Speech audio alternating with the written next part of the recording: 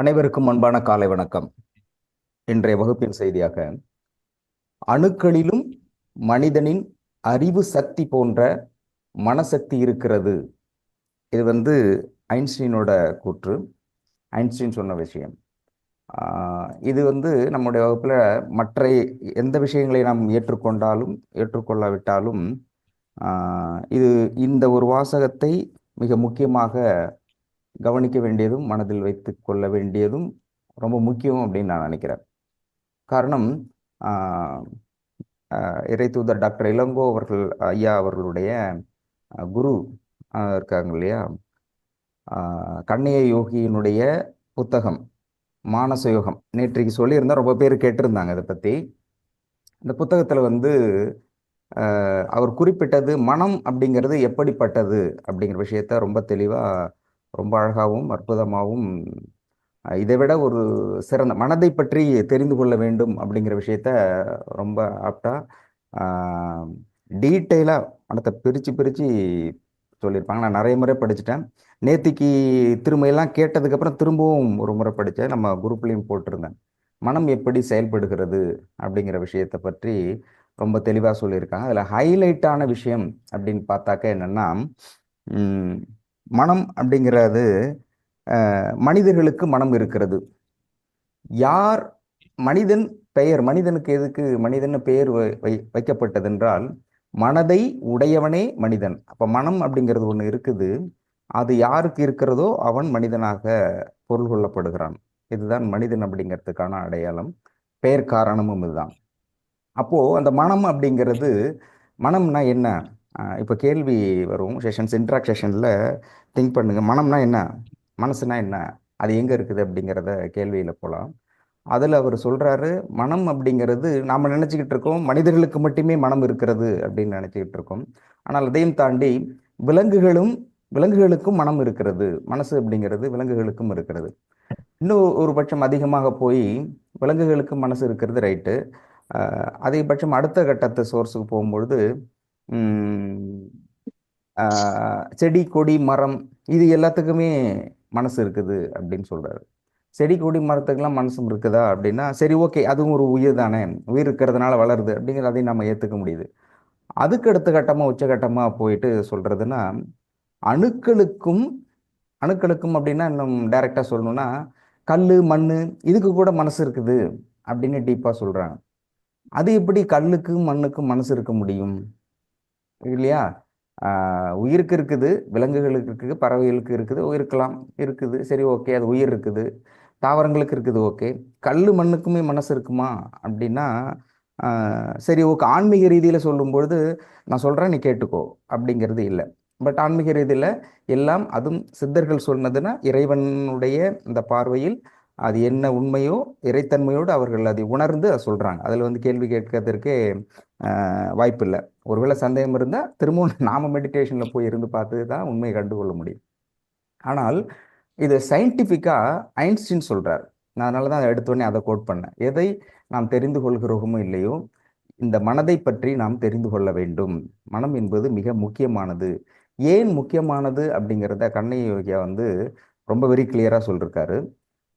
வினை பயணம், இப்போ நம்ம ஒன்று நடக்குதுன்னு சொல்கிறோன்னு வச்சுக்கா, நல்லது நடக்குது, கெட்டது நடக்குது, ஏதோ நடந்துக்கிட்டு இருக்கு, நம்ம இப்படி இருக்கிறோம் அப்படின்னா அதற்கான காரணம் என்ன அப்படின்னா, அதுக்கு காரணம் ஒன்று வினை பயணம், அல்லது கடவுளுடைய சித்தம் அப்படின்னும், அல்லது கிரகத்தினுடைய ஏதோ ஒரு, இந்த மூன்றில் ஏதோ ஒன்று, அதில் அதையும் தாண்டி எதுவோ ஒன்று இருக்கலாம். ஆக மனிதனுடைய நன்மையோ அல்லது தீமையோ இறைவன் தர விரும்பினால் அது அவனின் மனதின் துணை கொண்டே செய்தாக வேண்டும் அப்படின்னு சொல்றாரு. அப்போ ஒரு விஷயம் நடக்குது அப்படின்னா என்ன வேணாலும் நடக்கலாம். ஆனா எப்படி, எதன் மூலமாக நடக்குது அப்படின்னு கேட்டாக்க மனதின் மூலமாக மட்டுமே நடக்கிறது அப்படின்னு சொல்றார். மனதின், அப்போ இறைவன் ஒன்றை நமக்கு தர வேண்டும் என்றால் மனதின் மூலமாக மட்டுமே தருகிறார் அப்படிங்கிற விஷயத்த வெரி டீப்பாக கோட் பண்ணி சொல்றாங்க கர்ணயோகியா. இதில் நிறைய இருக்குது.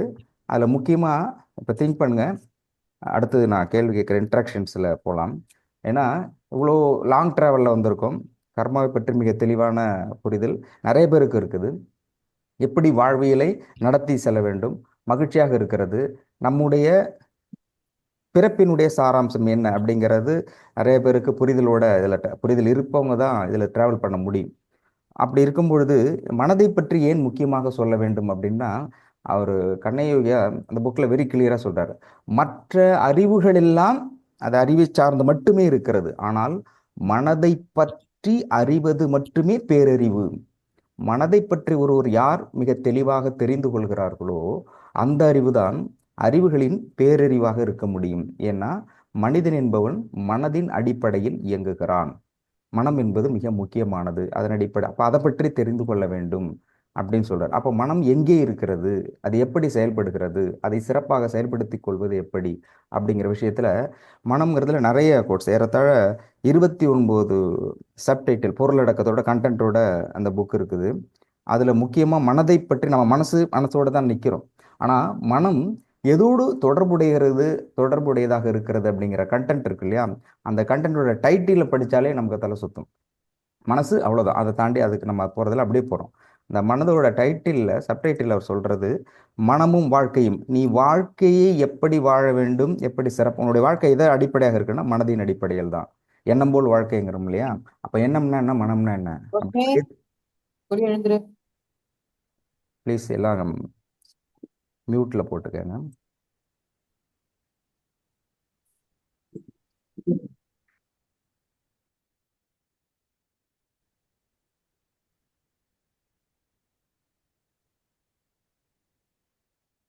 ஓகே, நன்றி.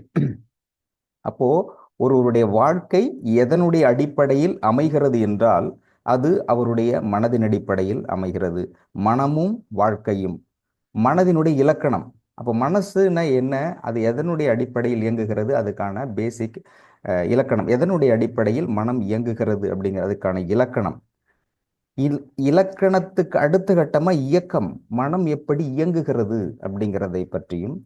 அதுக்கு அடுத்தது மனம் உடலை எப்படி சார்ந்து இருக்கிறது. நம்ம சொல்லலாம் இல்லையா, அடிக்கடி நோய், அது வெரி கிளியர். நான் பலமுறை திரும்ப திரும்பி கோட் பண்றது, மனதுக்கும் நோய்க்கும் சம்பந்தம், உடலுக்கும் சம்பந்தம் உள்ளது. மனசு ஒருத்தருக்கு சரியில்லைன்னா எந்த காரணத்திற்காக மனம் பாதிக்கப்படுகிறதோ அது தொடர்பாக நோய்கள் வருகிறது. லூயிஸியோட புக்கில் வெரி கிளியர். அவங்க சொல்றாங்க, இந்த கேரக்டர் இருக்கிறவங்களுக்கு நீ உன்னுடைய நண்பனை சொல், உன்னை பற்றி நான் சொல்கிறேன் என்ற ப்ராவர்ப் இருக்கு இல்லையா. ஏன்னா சேம் கேரக்டர்ல இருக்கிற ஒருத்தர் தான் அதே மாதிரியான கேரக்டர் உள்ள ஃப்ரெண்டை வந்து தேர்ந்தெடுப்பாங்க. அப்போ ஒரு நோய் அப்படின்னு ஒருத்தர் சொன்னாக்க உன்னுடைய மனம் எப்படி இருக்கிறதோ அந்த கேரக்டர் இருக்கிறதோ அதை சார்ந்தான் உன்னுடைய நோய் இருக்கும். அப்போ அவங்க சொல்றாங்க, ஒருத்தருக்கு நோய் இருக்குன்னா அவங்க கிளியரா இன்னொரு ஆப்போசிட்ல சொல்றாங்க, எனக்கு இந்த டிசீஸ் இருக்குன்னா நீங்க இந்த மாதிரி கேரக்டர்ல இருப்பீங்க, இந்த மாதிரி திங்க் பண்ணியிருப்பீங்கன்னு கோட் பண்றாங்க அவங்களுடைய புக்ல. அது எக்ஸ்ட்ராடினரி. நிறைய இருந்தாலும் கூட சைக்காட்ரிக்காவும் டிசீஸ் சம்பந்தப்பட்டதும் மனம் ரீதியாக சம்பந்தப்பட்டதும் அவங்களோடது வந்து நான் படித்த வரையில் ரொம்ப அருமையா வெரி டீட்டெயிலாக சொல்லியிருப்பாங்க.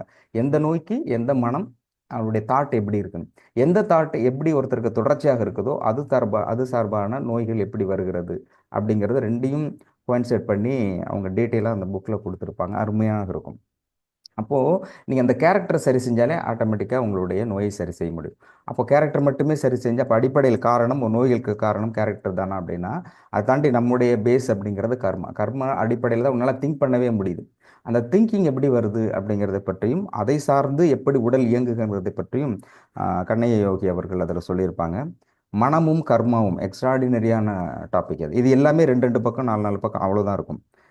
கர்மா செயல்படுது இல்லையா, நம்ம சொல்றோம் கர்மா. அப்ப கர்மாவும் மனமும் எப்படி கோரிலேஷன் ஆகுது, அந்த மனம் அப்படிங்கிறத கர்மாவின் மூலமாக மனம் எப்படி இயங்குகிறது அப்படிங்கிறதை பற்றியும், சித்தம் அந்த தாட், சிந்தனை அல்லது இறைவனுடைய எண்ணம், அதுவும் மனமும் எப்படி இருக்கிறது. அண்ட் ஹைலைட்டா சொல்றாரு அஸ்ட்ராலஜி, ஜோதிடமும் மனத்துக்கும் ஒருவருடைய வாழ்வு அப்படிங்கிறது முன்கூட்டியே தீர்மானிக்கப்பட்டதுன்னு இருக்கு இல்லையா, அந்த தீர்மானிக்கப்பட்டதும் மனதுக்கும் என்ன சம்பந்தம் இருக்கிறது அப்படின்னும், அதிகபட்சமா இன்னும் ஒருபடி மேலே போய் மனமும் கடவுள் மனதின் மூலமாக செயல்படுகிறார், அந்த கடவுளுக்கும் மனதுக்கும் எப்படி சம்பந்தம் இருக்கிறது, மனதின் மூலமாக கடவுளை எப்படி அடைய முடியும் அப்படிங்கிறதை பற்றியும் அந்த சப்டைட்டில். அடுத்தது மனமும் ஒழுக்கமும். எது ஒழுக்கம் அப்படின்னு சொன்னால் தனி சப்ஜெக்ட் பெரிய லெவலில் இருக்கும். திருவள்ளுவர் சொல்கிறது ஒழுக்கம் அப்படின்னா என்ன, பழக்கம் என்பது என்ன, வழக்கம் என்பது என்ன, அது எப்படி நாம் கடைபிடிக்கிறோம். அது வெறும் வார்த்தையாக இருக்குது. பழக்க வழக்கம் அப்படிங்கிறோம், ஒழுக்கமாக இருக்கணும்னு. அப்போ ஒழுக்கம் என்பது என்ன அப்படின்னா, நிறைய உதாரணங்கள் சொல்லப்படுது. ஒழுக்கம் என்றால் ஒருவன் ஒரு செயலை செய்கின்ற பொழுது அதில் ஒரு முறை கூட வழுவாது அதை தன்னுடைய வாழ்நாள் முழுவதும் தொடர்ச்சியாக செய்ய முடிந்தால் அதுவே மிகச்சிறந்த ஒழுக்கம், நன்மையை. இப்போ கரெக்டாக ஒருத்தர் சொல்றாரு, அவன்கிட்ட போனால் எப்பயுமே நல்லது சொல்லுவார், நல்லது நடக்கும்னு சொல்றாருன்னா எந்த சூழலிலும் அதை அவன் வாழ்நாள் முழுவதும் கடைபிடித்தால் அது மிகச்சிறந்த ஒழுக்கச்சீலன். நன்மையை, ஒருவருக்கு பிறருக்கு நன்மை தரக்கூடியதை எந்த சூழ்நிலையிலும் மாற்றிக்கொள்ளாமல் அதை தன்னுடைய வாழ்நாள் முழுவதும் கடைபிடிப்பவன் அப்படிங்கிறது ஒழுக்கச்சீலனாக. நிறைய ஒழுக்கத்துக்கான டிஃப்ரென்ஷியேஷன் கோட்ஸ் இருக்குது, நிறைய கருத்தியல் இருக்குது. அதில் மிகச்சிறப்பாக சொல்லப்படுவது ஒழுக்கம் அப்படிங்கிறது. அப்போ ஒழுக்கம் ஒழுக்கம் என்பதற்கும் மனதிற்கும் என்ன தொடர்புடையது? அப்போது இது எல்லாமே ஒரு ஒரு எந்த சிறப்பாக செயல்பட்டாலும் கூட அது சூழல் இருக்கு இல்லையா, சூழல் தான் மாற்றிக்கும். நம்ம நல்லவனா கெட்டவனா அப்படிங்கிறது எல்லாருமே நல்லவனா இருக்கணும்னு தான் விரும்புவாங்க, நல்லது செய்யணும்னு தான் விரும்புவாங்க. ஆனால் ஒரு நல்லவனாக இருப்பதும் தொடர்வதும் அல்லது நல்லது செய்ய முடியாமல் போவதும் அந்த சூழ்நிலைக்கு ஏற்ப மாறும். ஒருத்தர் திடீர்னு கோபமாக பேசுவாங்கும்போது ஓரளவுக்கு தான் பொறுமையாக இருக்க முடியும், அதுக்கு மேலங்கும்போது ஆட்டோமேட்டிக்காக அந்த கேரக்டர் மாறும். அப்போது ஒருவருடைய கேரக்டரை மாற்றக்கூடியது அப்படிங்கிறதும் அல்லது அவர் எப்படிப்பட்டவர் என்பது மற்றவர்களுக்கு உணர்த்தக்கூடியதுங்கிறதும் எல்லாமே அந்த சூழல், சுச்சுவேஷன் இருக்கு இல்லையா, decision making, survival of the fittest, அது ரொம்ப அட்டகாசமான கோர்ஸு. அது எப்படி சூழ்நிலைக்கு ஏற்ப மனிதன் எப்படி செயல்பட வேண்டும், அப்போ அந்த சூழல் எப்படி உருவாகிறது, ஒரு சூழல் தானே உருவாகுது, அந்த சூழல் மூலம் தானே நம்ம மாறுறோம், அந்த சூழலுக்கு ஏற்ப நம்ம மாற்றிக்கொள்கிறோம் இல்லையா. அப்போ அந்த முதல்ல அந்த சூழல் எப்படி உருவாகிறது, அந்த சூழலுக்கும் மனசுக்கும் என்ன சம்பந்தம் அப்படிங்கிற விஷயத்தையும் அது அது அது அதோட அதிகமாக மனமும் விஞ்ஞானமும், சயின்டிஃபிக் ஃபேக்ட் மனதை பற்றி என்ன சொல்கிறது, இதை எக்ஸ்ட்ராடினரியாக சொல்லும்போது மனதினுடைய சக்தி, இவ்வளவும் சொல்கிறோம், எல்லாமே சொல்லிட்டு வரோம் இல்லையா. சொல்லும்போது அதுக்கு சக்தி இருக்குதா, அந்த சக்தி எந்த அளவுக்கு இருக்குது, அந்த சக்தியை எப்படி பயன்படுத்த முடியும், மனதினுடைய சக்தியை எப்படி பயன்படுத்த முடியும், எதற்கெல்லாம் பயன்படுத்த முடியும், அந்த சக்தியின் மூலமாக நமக்கு தேவையானதை நாம் எப்படி பெற்றுக்கொள்ள முடியும். அப்போ சக்தி என்பதை அதாவது சக்தி சிவம் அப்படின்னு சொல்றோம் இல்லையா, இது ரெண்டுல ஏதோ முக்கியமா சக்திக்கு அடுத்தது தான் சிவம். 50-50 இருந்தாலும் கூட அந்த ஃபர்ஸ்ட் கேரக்டர், அதில் நான் அடிக்கடி சொல்றது, கண்ணதாசனுடைய அந்த கோட்ஸில் ரொம்ப அருமையாக சொல்லியிருப்பாரு. சக்தி இல்லையல் சிவம் இல்லை, ரெண்டுமே அப்படி சொன்னாலும் கூட அவரை ரொம்ப பின் பாயிண்டாக அவர் சொன்ன விஷயம் என்னன்னா, பெண் என்பவள், பெண்ணுக்கு சக்தின்னு சொல்றோம், பெண் என்பவள் இயக்கு சக்தியாகவும் ஆண் என்பவன் இயங்கு சக்தியாகவும் இருக்கிறார். அப்போ இயக்குவது பெரிதா இயங்குவது பெரிதா அப்படின்னா, இயக்கத்தின் மூலமாகவே இயங்கப்படுகிறது, இயக்க வைக்க வேண்டும், இயக்க. அப்போ பேஸ் அப்படிங்கிறது ரெண்டுல ஒன்று, ரெண்டும் சமமாக இருந்தாலும் ரெண்டில் எது முதன்மை அப்படிங்கிறது அந்த சக்தி. அப்போ மனம் என்னும் மகாசக்தி, நம்ம நம்ம நம்ம ஆக்சுவலி இந்த கர்மாற்றல் சிகிச்சை இந்த வகுப்புக்கு முதல்ல நம்ம டைட்டில் கொடுத்து ஆரம்பித்தப்போ மனம் என்னும் மகாசக்தி, what is oh what you reap, அந்த டைட்டில் தான் ஆரம்பித்தோம். அதன் பிறகுதான் டாக்டர் வந்து நம்ம வகுப்பே நம்ம இதை எடுக்கிறோம், வகுப்பின் அதுதான் போகணும் அப்படிங்கும்போது மாற்றப்பட்டது. அப்போது அதோட பேஸ் ரெண்டுமே ஒன்று தான். அந்த கர்ம ஆற்றல் சிகிச்சையினுடைய அடிப்படைங்கிறது மனம், கர்மா பேஸ், கர்மாங்கிறது மனம், மனம் என்பது சக்தி. அப்போ இந்த மனம் என்ற சக்தியை எப்படி புரிந்து கொள்வது, அது முதல்ல சக்தியா, அதுக்கு எந்த அளவுக்கு சக்தி இருக்கிறது அப்படிங்கிறத மனம் மனசக்தி அப்படிங்கிற அந்த சப்டைட்டில் ஐயா அவர்கள் அதை சொல்லியிருக்காங்க. அதை விடவும் மன அலையின் தத்துவம், இது வந்து சயின்டிஃபிக்காகவும் ப்ளஸ் வந்து ஸ்பிரிச்சுவலாகவும் இருக்கும். தத்துவார்த்த ரீதியாக அதை எப்படி அணுகுகிறார்கள், ஸ்பிரிச்சுவலாக இருக்கிறவங்க இல்லையா, அப்போ அதை மனதை எப்படி சொல்லுகிறார்கள், மனம் மாறிக்கொண்டே இருக்கிறதே அதை எப்படி வந்து புரிந்து கொள்வது அப்படிங்கிறதும் அதில் வருது. மனமும் தெய்வ ஞானம், இப்போ சொல்கிறேன் இல்லையா, கர்மயோகம் பக்தி யோகம் ஞான யோகம்னு சொல்கிறேன் இல்லையா, அதை அந்த ஞானம் என்பது மனதோடு எப்படி சம்பந்தப்பட்டிருக்கிறது, மனதின் மூலமாக ஞானத்தை அடைவது எல்லாமே இதில் வந்துடும். இந்த புக்கில் இருக்கு இல்லையா, மனம் அப்படிங்கிறதுல கரெக்டர் ஏற்கனவே பல முறை படிச்சிருந்தேன், இடையிட இது தொடர்பாக சொல்லியிருப்பேன். நேற்றைக்கு ஐன்ஸ்டீனோட கோட் சொன்னதுனால இருந்ததுனால நிறைய பேர் தொடர்பு கொண்டு கேட்டிருந்தாங்க. அப்புறம் சொல்கிறது, நாங்கள் சொன்னாங்க நம்ம படிக்கிறது லேட் ஆகிடுச்சா, படிக்கிறத விட சொல்லிட்டீங்கன்னா ஈஸியாக புரிஞ்சிக்கலாம் அப்படின்னாங்க. பட் நான் சொல்லுவதை விட நீங்கள் படிக்கிறதுங்கிறது இன்னும் சாலச்சிறந்ததாக இருக்கும். பட் இருந்தாலும் பகிர்ந்து கொள்வது, நிறைய விஷயங்கள் பகிர்ந்து கொள்ள, இந்த விஷயத்தை முக்கியமாக தெரிஞ்சுக்கணும் அப்படிங்கிறதுக்காக தான் இதை பற்றி சொல்லணும் அப்படின்னு விருப்பப்பட்டேன். அதில் அவர் சொல்கிறதுங்கிறது ஞானம், இப்போ சொல்கிறேன்ல, ஏற்கனவே நிறைய அதை பற்றி போயிட்டு இருக்கு இல்லையா. மனதுக்கும் ஞானத்துக்கும் தொடர்புடையதாக இதை சொல்லியிருப்பாங்க. அதே மாதிரி மனம், ஞானம் நிறைய இன்னும் இருக்குது. யாத்திரை, தரிசனம், அதை தாண்டி மனமும் பேய் பிசாசுகளும் சொல்கிறேன் இல்லையா. அந்த கேரக்டர் இன்ட்ரெஸ்டிங்காக இருக்கும். பேய், பிசாசு, பிலிசுன் இந்த மாதிரி இதெல்லாம் விஷயங்கள்லாம் நடந்துட்டு இருக்கு இல்லையா. இப்போ மன ரீதியாக எல்லாவற்றையுமே நம்மை சுற்றி நடக்கக்கூடிய, நம்மை பற்றி நம்மை சுற்றி நடக்கக்கூடியது, நம்மை தாண்டி இருக்கக்கூடியது எல்லாமே, எல்லாத்தோட மனது எப்படி தொடர்புடையதாக இருக்கிறது அப்படிங்கிறத ரொம்ப சிம்பிள். இந்த புக்கு எப்படி சிம்பிளாக, இவ்வளோ சிம்பிளாகவும் இவ்வளோ குறைந்த பேஜ்லையும் போட்டிருக்க முடியும்னு யோசிக்க முடியல. ஏன்னா அவ்வளோ மெசேஜ் இருக்குது. படிக்கப்படி ஒன்று ஒன்றும் பெரிய சப்ஜெக்ட். இப்போ நம்ம சொன்ன ஒன்று ஒன்றுமே எலாபரேட்டாக படிக்க வேண்டியது. ஆனால் அவ்வளவும் எசன்ஸாக ரொம்ப ஷார்ட்டாக 108 112 பேஜ் கிட்டத்தட்ட இருக்குது. இந்த பேஜுக்குள்ளே எப்படி இதை சுருக்க முடியல. பட் இதை படிக்கிறதுங்கிறது ஒரே ஸ்ட்ரெச்சில் படிக்கவும் முடியாது. ரொம்ப உட்காந்து பொறுமையாக படிக்கின்ற பொழுது மனம் அப்படிங்கிறதுல மிகப்பெரிய தெளிவு நிச்சயமாக வரும் அப்படின்னு சொல்ல முடியும்.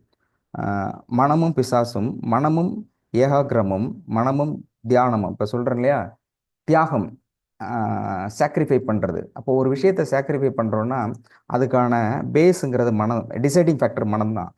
எந்த மனத்தன்மையோடு இருந்தால் நாம் எதை செய்ய முடியும் அப்படிங்கிறதும், அட்டசித்தி, ஒரே இடத்துல 8 பேரோட பேசக்கூடிய 8 ஒர்க் நடக்கிறது அப்படிங்கிற அட்டசித்தி, மனமும் அட்டசித்தியும், மனமும் ஹிப்னாட்டிசமும், சாதனை, இந்த மனதை புரிந்து கொண்டு அதை நமக்கு ஏற்றவாறு மாற்றிக்கொள்ள முடிந்தால், மனசை மாற்றிக்கொள்கிறோம் அப்படின்னாக்க அதன் மூலமாக என்ன சாதனைகள் செய்ய முடியும் அப்படிங்கிறதை பற்றியும் மனமும் முக்தி எண்டு ஹைலைட்டாக வச்சுருக்கார். இப்படி இறைத்தன்மை சொல்கிறேன்ல, எல்லாமே எண்டு பாயிண்ட்டுங்கிறது இறைத்தன்மை, இறைவனோடு கலக்கிறது அப்படிங்கிறோம் இல்லையா. அப்போது மனதினுடைய கடைசியாக இறைத்தன்மையோடு கலக்கிறது அப்படிங்கிற விஷயத்தில் மனமும் முக்தியும் அப்படிங்கிற ஒட்டுமொத்தமாக ஒருவன் பிறந்ததிலிருந்து கடைசி காலகட்ட வரையில் மனம் அவரோடு எப்படி தொடர்புடையதாக இருக்கிறது, அந்த மனதை எப்படி சிறப்பாக செயல்படுத்த முடியும், தனக்கு வேண்டியதை மனதின் மூலமாக எப்படி பெற்றுக்கொள்வது, இறைவனை அடைவது, முக்தி நிலை அடைவது, அனைத்தும் மனதின் ரீதியாக எப்படி நடக்கிறது அப்படிங்கிற விஷயத்த ரொம்ப சிறப்பாக சொல்லியிருக்கிறாரு. அப்போது இந்த புத்தகம் அல்லது நிச்சயம் வாங்கினா நல்லது. அப்படி இல்லைன்னா கூட இதனுடைய சாராம்சம் இடையில இடையில இப்போ முழுமையாக எந்த அளவுக்கு சொல்ல முடியுமோ ஓரளவுக்கு எனக்கு புரிந்த அளவுக்கு நான் சொல்கிறேன். நிறைய பேர் இதில் புக்ஸ் வாங்கியிருக்கிறாங்க. அப்படி வாங்கியவர்கள் கூட அதை படிச்சுட்டு அதனுடைய சாராம்சத்தை சொல்லலாம். ஏனென்றால் மனம்ங்கிறது மிகவும் முக்கியமானது. ஆன்மீகத்தின் அடிப்படையில் எல்லாமே சொல்கிறாரு. அடிப்படையில் ஒரு ஆன்மீகத்தில் அல்லது எதுவாக இருந்தாலும் நீங்கள் வாழ்வதற்கு அடிப்படையாக மிகச்சிறப்பாக உங்களை செதுக்க வேண்டுமென்றால் அதுக்கு அடிப்படை தேவையாக இருப்பது மனம். அப்போது அவர் என்ன சொல்கிறாரு கண்ணய்யா, நீங்கள் எதை எப்படி வேணாலும் படிக்கிறீங்களோ இல்லையோ, ஒரு மனிதன் என்றால் முதலில் அவன் அறிந்து கொள்ள வேண்டியது மனம் என்றால் மனதின் மூலமாகவே அவன் செயல்படுகிறான். நல்லவங்களாக இருந்தாலும் கெட்டவங்களாக இருந்தாலும், நல்லது செய்யணும் கெட்டது செய்யணும் அப்படின்னாலும், வாழ்வின் ஒவ்வொரு நொடியையும் நகர்த்தி கொண்டு செல்வது அந்த deciding fact, decision making, everything based on the mind. அப்போது மனம் அப்படிங்கிறத முதல்ல தெரிஞ்சு, மனிதன் என்றால் முதலில் மனதை பற்றி தெரிந்து கொள்ள வேண்டும். மனதை பற்றி தெரிந்து கொண்டால்தான் மற்றவற்றை பற்றி தெரிந்து கொள்வதில் அர்த்தம் இருக்கும் அப்படின்னு சொல்கிறாரு. ஒருவேளை மனதை பற்றி தெரிந்து கொள்ள நமக்கு ஏகப்பட்ட வேலை இருக்குது, சம்பாதிக்க வேலை இருக்குது, அந்த என்னென்னா நீ போயிட்டே இருக்கலாம். ஆனால் எப்பொழுது மனதை பற்றி தெரிந்து கொள்கின்றாயோ அப்பொழுது அதன்படி செயல்பட ஆரம்பித்து அப்போ தான் அதுக்கப்புறம் தான் நீ அந்த முக்தி நிலைக்கே போக முடியும். அப்போ எப்படியா இருந்தாலும் நீ மனதை ஒரு கரெக்டாக ஸ்டேஜில் புரிஞ்சுக்கிட்டே ஆகணும் அப்படிங்கிற விஷயத்த ரொம்ப எலாபரேட்டாக அருமையாக சொல்லியிருக்கிறாரு. பட் இது சொல்கிறத விடவும் இந்த செஷனில் இவ்வளோ லாங் ட்ராவலில் நம்ம வந்திருக்கோம் இல்லையா, 160 நாள் தாண்டி நம்ம வந்துக்கிட்டு இருக்கோம். இதில் கர்மாவை பற்றி நிறைய தெரிஞ்சுக்கிட்டு இருக்கோம். அதன் மூலமாக நல்லது கெட்டது எப்படி வாழணும், தர்மம், இந்த 18 நம்ம இறை சட்டத்தில் சொல்லப்பட்ட விஷயங்கள் எல்லாமே தெரிஞ்சிருக்கும். அப்போ அதுக்கெல்லாம் பேஸாக இருக்கக்கூடிய டாக்டர் பலமுறை சொல்லியிருக்காரு இல்லையா, அகத்திய சித்தர் சொன்ன ஹைலைட்டுங்கிறது மனமது செம்மையானால் மந்திரம் ஜெபிக்க வேண்டாம் அப்படின்னாலே. அப்போ முதல்ல மனசுனா என்ன, மனம் என்றால் என்ன, அது எங்கு இருக்கிறது அப்படிங்கிற கொஸ்டின்ஸ் நான் வைக்கிறேன். இதில் நிறைய பேர் புரிஞ்சிருப்பீங்க. எனக்கு தெரிஞ்சு எல்லாரும் ஒரு அதிகபட்சம் 30 செகண்ட்ஸ் ஆர் 1 நிமிஷத்துக்குள்ள மனம் அப்படின்னா என்ன, அது எங்கே இருக்குது, மனசுன்னு சொல்கிறோம் இல்லையா. ரொம்ப பேர் மனசாட்சிப்படி சொல்லுன்னா இப்படி தான் சொல்கிறாங்க, நெஞ்சில் கை வச்சுருவாங்க, மனசாட்சிப்படி உனக்கெல்லாம் மனசு இல்லை அப்படிம்பாங்க. ஆனால் அறிவியல் ரீதியாக பார்த்தா மனசு எங்கே இருக்குன்னா மூளை செயல்படுகிறது, ஒருத்தரை செயல்பட வைக்கிறது அப்படிங்கிறது மூளை. அப்போ சொல்ல இங்கே தான் சொல்லுவாங்க. அப்போது இன்னொரு இதில் கேட்குறேன்னு வச்சுக்க, ரெண்டு சொல்கிறான் அவன் வந்து, ம், நான் மனசாட்சியோடு பேசுகிறேன் அப்படின்னாக்க இப்படி வச்சு யாரும் சொல்கிறது இல்லை. மனசாட்சி இப்படின்னா கேரக்டர் தலைமையில கை வச்சா இவன் வேற இடத்துல இருக்க வேண்டிய ஆளை போட்டுற மனுஷனை இப்படி தான் சொல்லுவாங்க. அப்போ இதுக்கு வித்தியாசம் இல்லை. அப்போ எங்க இருக்குது மனசு அப்படிங்கிற கேள்வி இருக்கு இல்லையா? ஸோ இதை நீங்க நிச்சயமா இதை புரிந்து கொள்ளுகின்ற பொழுதுதான் நீங்க மன ரீதியான அல்லது இவ்வளவு விஷயங்கள் சொல்லிட்டு இருக்கோம் இல்லையா, டாக்டர் சொல்லிட்டு ஏற்கனவே நிறைய முறை சார் சொல்லியிருக்கிறாரு, எந்த அளவுக்கு உள்வாங்கி இருக்கீங்கன்னு தெரியல. அப்போ எந்த அளவுக்கு உள்வாங்கி இருக்கீங்க அப்படின்னா மனம்னா என்ன, அது எங்க இருக்கு, இந்த ரெண்டு கேள்விக்கு பதில் தெரியணும். 30 செகண்ட்ஸ், ஏன்னா எல்லாருமே பதில் சொல்லணும் அப்படிங்கிறதுனால 30 செகண்ட்ஸில் சொல்லுங்க. ஸ்டார்ட். நீங்கள் சொல்லலாம், நீங்கள் மனதை பற்றி என்ன புரிந்து கொண்டிருக்கிறீர்கள் அப்படின்னு சொல்லலாம். ஆம்ஸ்டாங் யார்ப்பா? Niels Armstrong. விண்வெளியில முதல்ல காலை வைக்கிறது யாருன்னு யாராவது முதல்ல வணக்கம். வணக்கம் ஐயா. வணக்கம் வணக்கம். வணக்கம் தல. மனசு மனசுங்கிறது எப்போதுமே பிரெயின் தான். அதுல எந்த வித மாற்று கருத்தும் இல்லை. மனசுங்கிறது பிரெயின் தான். ஏன் நம்ம ஹார்ட் கை வைக்கிறோம், ஏன் ஹார்ட்ல வச்சு சொல்றோம் அப்படிங்கிறது, இது உணர்ச்சி பூர்வமான இடம்ங்கிறது ஹார்ட். அது லவ்வா இருக்கலாம், எமோஷனலா இருக்கலாம். உங்களுக்கு ஃபர்ஸ்ட் நீங்க பிரெயின்ல எந்த வித ஆக்டிவிட்டிஸ் நடந்தாலும் உங்களுக்கு அது தெரியாது. பட் ஹார்ட்ல நடந்தா உங்களுக்கு தெரியும். இப்போ ஒரு லவ் நீங்க சொல்றீங்க, ஒரு ஏதாவது ஒரு ஃபீலிங் உங்களுக்கு ஆகுது, கோவப்படுறீங்க அப்படின்னா உங்களுடைய ஃபீலிங் எங்க தெரியும்னா ஹார்ட்ல தான் தெரியும். வேற எங்கேயும் அந்த எமோஷனல் தெரியாது. அந்த ஹார்ட்ல வந்ததுக்கு அப்புறம் தான் உங்களுக்கு ரொம்ப இது உதவி, சாரி, உணர்வு பூர்வமா நீங்க அதை உணர முடியும். அதனாலதான் எப்போதும் நீங்க யாருக்கிட்ட ஏதாவது எது சொல்லும் போதும் ஒரு உங்களுடைய ஃபீலிங்கை சொல்லும் போது ஹார்ட்டை நம்ம சொல்றதுக்கான விஷயம் அதுவா தான் இருக்கும்னு நான் நினைக்கிறேன். சோ நன்றி. ஓ, மனம் அப்படின்னா எங்க இருக்குது, மனம் என்றால் என்ன, எங்க இருக்குங்கிறதுக்கு கரெக்டாக சொல்றீங்க. மூளையில இருக்குது அதான் சொல்றீங்க இல்லையா? மலம் அப்படின்னா பிரெயின்ல இருக்குது. ஏன்னா ஆமா, கண்டிப்பா. அது உணர்ச்சி பூர்வமாக உணர்வு பூர்வமாக அந்த உணர்வு அப்படிங்கிறத இதயத்தில் இருக்கிறதா சொல்றாங்க இல்லையா? அப்படிதான் ஆமா, சொல்றேன். ரெண்டு விஷயம் சொல்லியிருக்கீங்க. ஆமா, ஓகே ஆமா, ரைட். ஆமா. Okay okay. இன்னொரு இது இது எக்ஸாக்ட்லி ரெண்டு உலகம் முழுவதும் ஏற்றுக்கொள்ளப்பட்ட அல்லது ஃபாலோ பண்ற விஷயம் அப்படின்னு சொன்னா அது இதுதான். மனம் அப்படிங்கிற விஷயத்த இதுதான் சொல்றாங்க. அது நாளைக்கு இந்த விஷயத்தை பற்றி கண்டிப்பா சொல்றேன். இப்போ மூளை அப்படின்னு சொல்கிறோம், மூளை தான் டிசைடிங் ஃபேக்டர் இருக்குது. ஆக்சுவலி ஒரு ரொம்ப பேருக்கு போன தடவை நம்ம கிளாஸில் எடுத்திருப்போம். ஒரு சயின்டிஸ்ட் என்ன பண்ணாரு, அப்போ இந்த மனம்னா எங்கே இருக்குது அப்படிங்கிற மாதிரி கண்டுபிடிக்க, அப்போ மூளையில எல்லாம் இருக்கிறாங்களே, இப்போ அந்த மூளையே இல்லாமல் கட் பண்ணால் மனசு இயங்குதா, உயிர் இருக்குதா அப்படிங்கிற சயின்டிஃபிக் ஃபேக்ட் எடுத்திருக்காங்க. அப்போ ஒரு கோழி இருக்கு, கோழியோட கழுத்து இருக்கு இல்லையா, கழுத்தை கட் பண்ணிட்டு கோழிக்கு தேவையான ஃபுட் இருக்கு இல்லையா, ஃபுட்டு அது என்னெல்லாம் ஆக்சிஜன் இதெல்லாம் இருக்கும், அது தனிப்பட்ட முறையில் வச்சுட்டு தலையை மட்டும் கட் பண்ணிட்டு அதை ஃபீட் பண்ணுறாங்க. அப்படி ஃபீட் பண்ணுகின்ற பொழுது நார்மல் ஆக்டிவிட்டீஸாக அந்த கோழிங்கிறது 18 நாள் உயிரோடு இருக்குது, மற்ற ஆக்டிவிட்டிஸ் எல்லாமே நடக்குது. அப்போது சயின்டிஃபிக் அவர் என்ன சொல்கிறாரு, பிரெயின் மட்டுமே ஒர்க் பண்ணலை, அவர் சொல்கிறத நம்ம ஏற்றுக்கொள்கிறோம். ஆனாலும் கூட சயின்டிஃபிக் ஃபேக்டாக இதுவும் இருக்குது. நான் அன்றைக்கி அந்த அந்த செஷன்ஸ் ஓப்பனிங் செஷனில் அதை எடுக்கிறேன். அவர் எப்படி ப்ரூவ் பண்ணியிருக்காரு, 18 நாட்கள் அந்த இது இருக்குது. அப்போது மூளை இல்லாமலும் உடலால் இயங்க முடியும் அப்படிங்கிறது. அப்போது மூளை இல்லாமலும் இயங்க முடிகிறது. ஒரு கோழியோட கேரக்டர் என்ன செய்யுமோ அந்த கேரக்டர் அந்த கோழி செய்யுது, அதை ப்ரூவ் பண்ணியிருக்காங்க. அப்போ அது எப்படி இயங்குகிறது? அப்போ ஒரு இயக்கம் இருக்கின்ற பொழுது அந்த இயக்கம் உயிருள்ள ஒரு உடல் இயங்குகிறது என்றால் அந்த உடல் மனதின் மூலமா அதை இயக்குவது மனம் அப்படின்னா அப்போ மூளையில மட்டும்தான் இருக்குதா அப்படிங்கிற கேள்வி இருக்குது. அதனால நான் கிராஸ் பண்ண தப்பா எடுத்துக்கூடாது. இது சயின்டிபிக் ஃபேக்டா. இன்னொரு பாயிண்ட் ஆஃப் வியூ இருக்கு. அப்போ நாம் பெரும்பாலும் புரிந்து கொண்டது பிரெயின் அண்ட் இது இது உணர்ச்சி பூர்வமாகவும் சயின்டிபிக் ஃபேக்டாகவும். Voice very low. வாய்ஸ் டவுனா? இப்பதான் வருது. ஓ, டவுட் வரும்போது தான் ஸ்ட்ராங் ஆகுதுன்னு நினைக்கிறேன். ஓகே, நன்றி. ஓகே, அப்படின்னு சொல்லப்பட்டிருக்குது. சரி, அடுத்தது யாருக்காவது சொல்லுங்க, மனம் என்றால் என்ன, அது எங்க இருக்குது முதல்ல? ஐயா வணக்கம். சார் வணக்கம், சொல்லுங்க. மனம்ங்கிறது நம்ம கவனகர் குறிப்பிட்டது மனமே மாபெரும் சக்தி அப்படின்னு சொல்லி ஒரு புக் எழுதியிருக்காரு. டெப்தா மனதுடைய என்னென்னலாம் ஆக்டிவிட்டிஸ் இருக்கோ எல்லாமே பெர்ஃபெக்டா கம்ப்ளீட்டா அதை கவர் பண்ணியிருப்பாரு. ஒரு மனசு என்ன வேணாலும் செய்ய முடியும் அப்படின்னு. அந்த மனசு எந்த இடத்துல இருக்குங்கிறத ஆராய்ச்சி பண்ணணும்னு நினைச்சோம்னா, இப்ப வந்து மனம் வந்து இப்ப நீங்க ஒண்ணும் இல்ல, கண்ண மூடி உங்க மனச வந்து உங்க உடம்பு பூரா எங்க வேணாலும் செலுத்த முடியும். ம். வாயு வேகம், மனோவேகம்னு ஒரு ஒரு கான்செப்ட் இருக்கு. ஆ. ம். நீங்க உதாரணத்துக்கு நீங்க அமெரிக்கா போயிட்டு வந்திருப்பீங்க. இப்போ ஒரு செகண்ட்ல நீங்க அமெரிக்கா அன்னைக்கு போன அனுபவத்த நினைச்சீங்கன்னா, அங்க வரைக்கும் மனசு போயிரும். நீங்க ஆமா. அமெரிக்கால இருக்க மாரி ஃபீல் பண்ண முடியும். ம். அந்த அந்த மாரி மனமே மாபெரும் சக்திங்கிறது தான் அந்த கான்செப்ட். அந்த மனது வந்து உயிருக்கும் உயிரும் மனமும்ங்கிறதுல மகரிஷி சில கருத்துக்கள் சொல்லியிருக்காங்க. ம். அது உயிரோட சம்பந்தப்பட்டது தான் மனம். ம். உயிர் ஆ. நம்மள விட்டு போயிடுச்சுன்னா மனது இயங்காது. ஆம். ஆமா. அப்படிங்கிறது தான் எனக்கு தெரிஞ்ச வரைக்கும் ஒரு இது. இத பத்தி இது பேசினா பேசிக்கிட்டே இல்ல இருக்கலாம். இல்ல ஏகப்பட்ட அதை திரும்பி சொல்லுங்க. உயிர் இல்லைன்னா உயிர் மனம் இருக்காது இல்லையா? உயிர் இல்லைன்னா மனம் இருக்காது. உயிர் ரைட். தான் ஓகே. மனத்தை உங்க உங்க ஆக்டிவேட் பாயிண்ட் பண்றது நோட் தான் பண்ணிக்கிறேன். பேஸ். உயிர். ரைட். நன்றி நன்றி. நன்றிங்க. சிறப்பா சொன்னீங்க. நீங்க நிறைய ஆன்மீக தேடல் உங்களுக்கு நிறைய இருக்கு, நிறைய படிச்சுக்கிட்டு இருக்கீங்க, நிறைய ஆன்மீகத்தோடு. ஒண்ணும் படிப்புலாம் எல்லாமே கேள்விதான் சார். கேள்வி ஞானம் தான் சார் ஐயா. ஆ. அதாவது நம்ம படிப்பை காட்டிலும் புக் எல்லாம் நிறைய வாங்கி வச்சிருப்பேன். ஆனா ஒன்னும் முழுசா உட்கார்ந்து படிக்கிறது கிடையாது.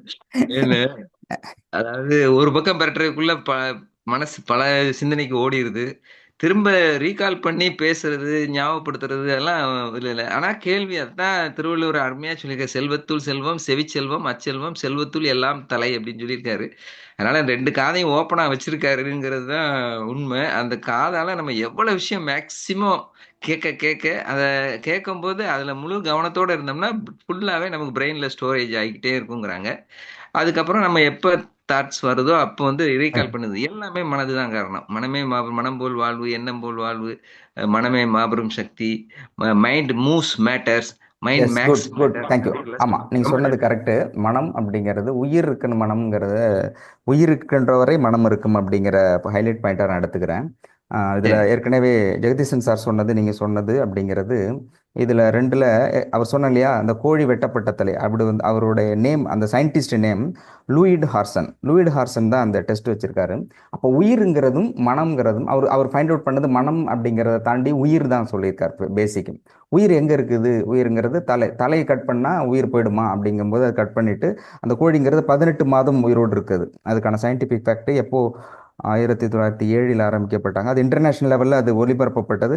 அந்த வீடியோஸ் எல்லாமே இருக்கும். அந்த அவரு அது நியூஸில் வந்த எல்லா நியூஸுமே அது இருக்கும். லூயிஸ் ஹார்டுங்கிறது 1945 வந்து அவர் இந்த டெஸ்ட் பண்ணியிருக்காரு. கோழி தலையை வெட்டினதுக்கு பிறகும் கோழி உயிரோடு இருக்குது. அப்படி உயிருங்க எங்க இருக்குது அப்படிங்கிறத அவர் சர்ச் பண்ணியிருக்கிறாரு. அப்புறம் இன்னொரு விஷயம் சொல்லியிருக்கீங்க. நிறைய விஷயங்கள்ல உயிர் இருக்கின்ற வரை மனம் இருக்குது அப்படின்னு சொல்லியிருக்கீங்க. மனம் என்றால் என்ன? என்ன மனசுனா என்ன? எங்க இருக்குதுன்னு சொல்லியிருக்கீங்க. மனசுனா என்ன? ஏன்னா மனம் என்பதை ஒருவர் உணர்வுபூர்வமாக, அறிவுபூர்வமாக புரிந்து கொள்ளாத வரை ஆன்மீகத்துல நீங்க அடுத்தடுத்து போக முடியாது. ஏன்னா நீ யார், நான் யார் அப்படின்னு கேட்குறாங்க இல்லையா?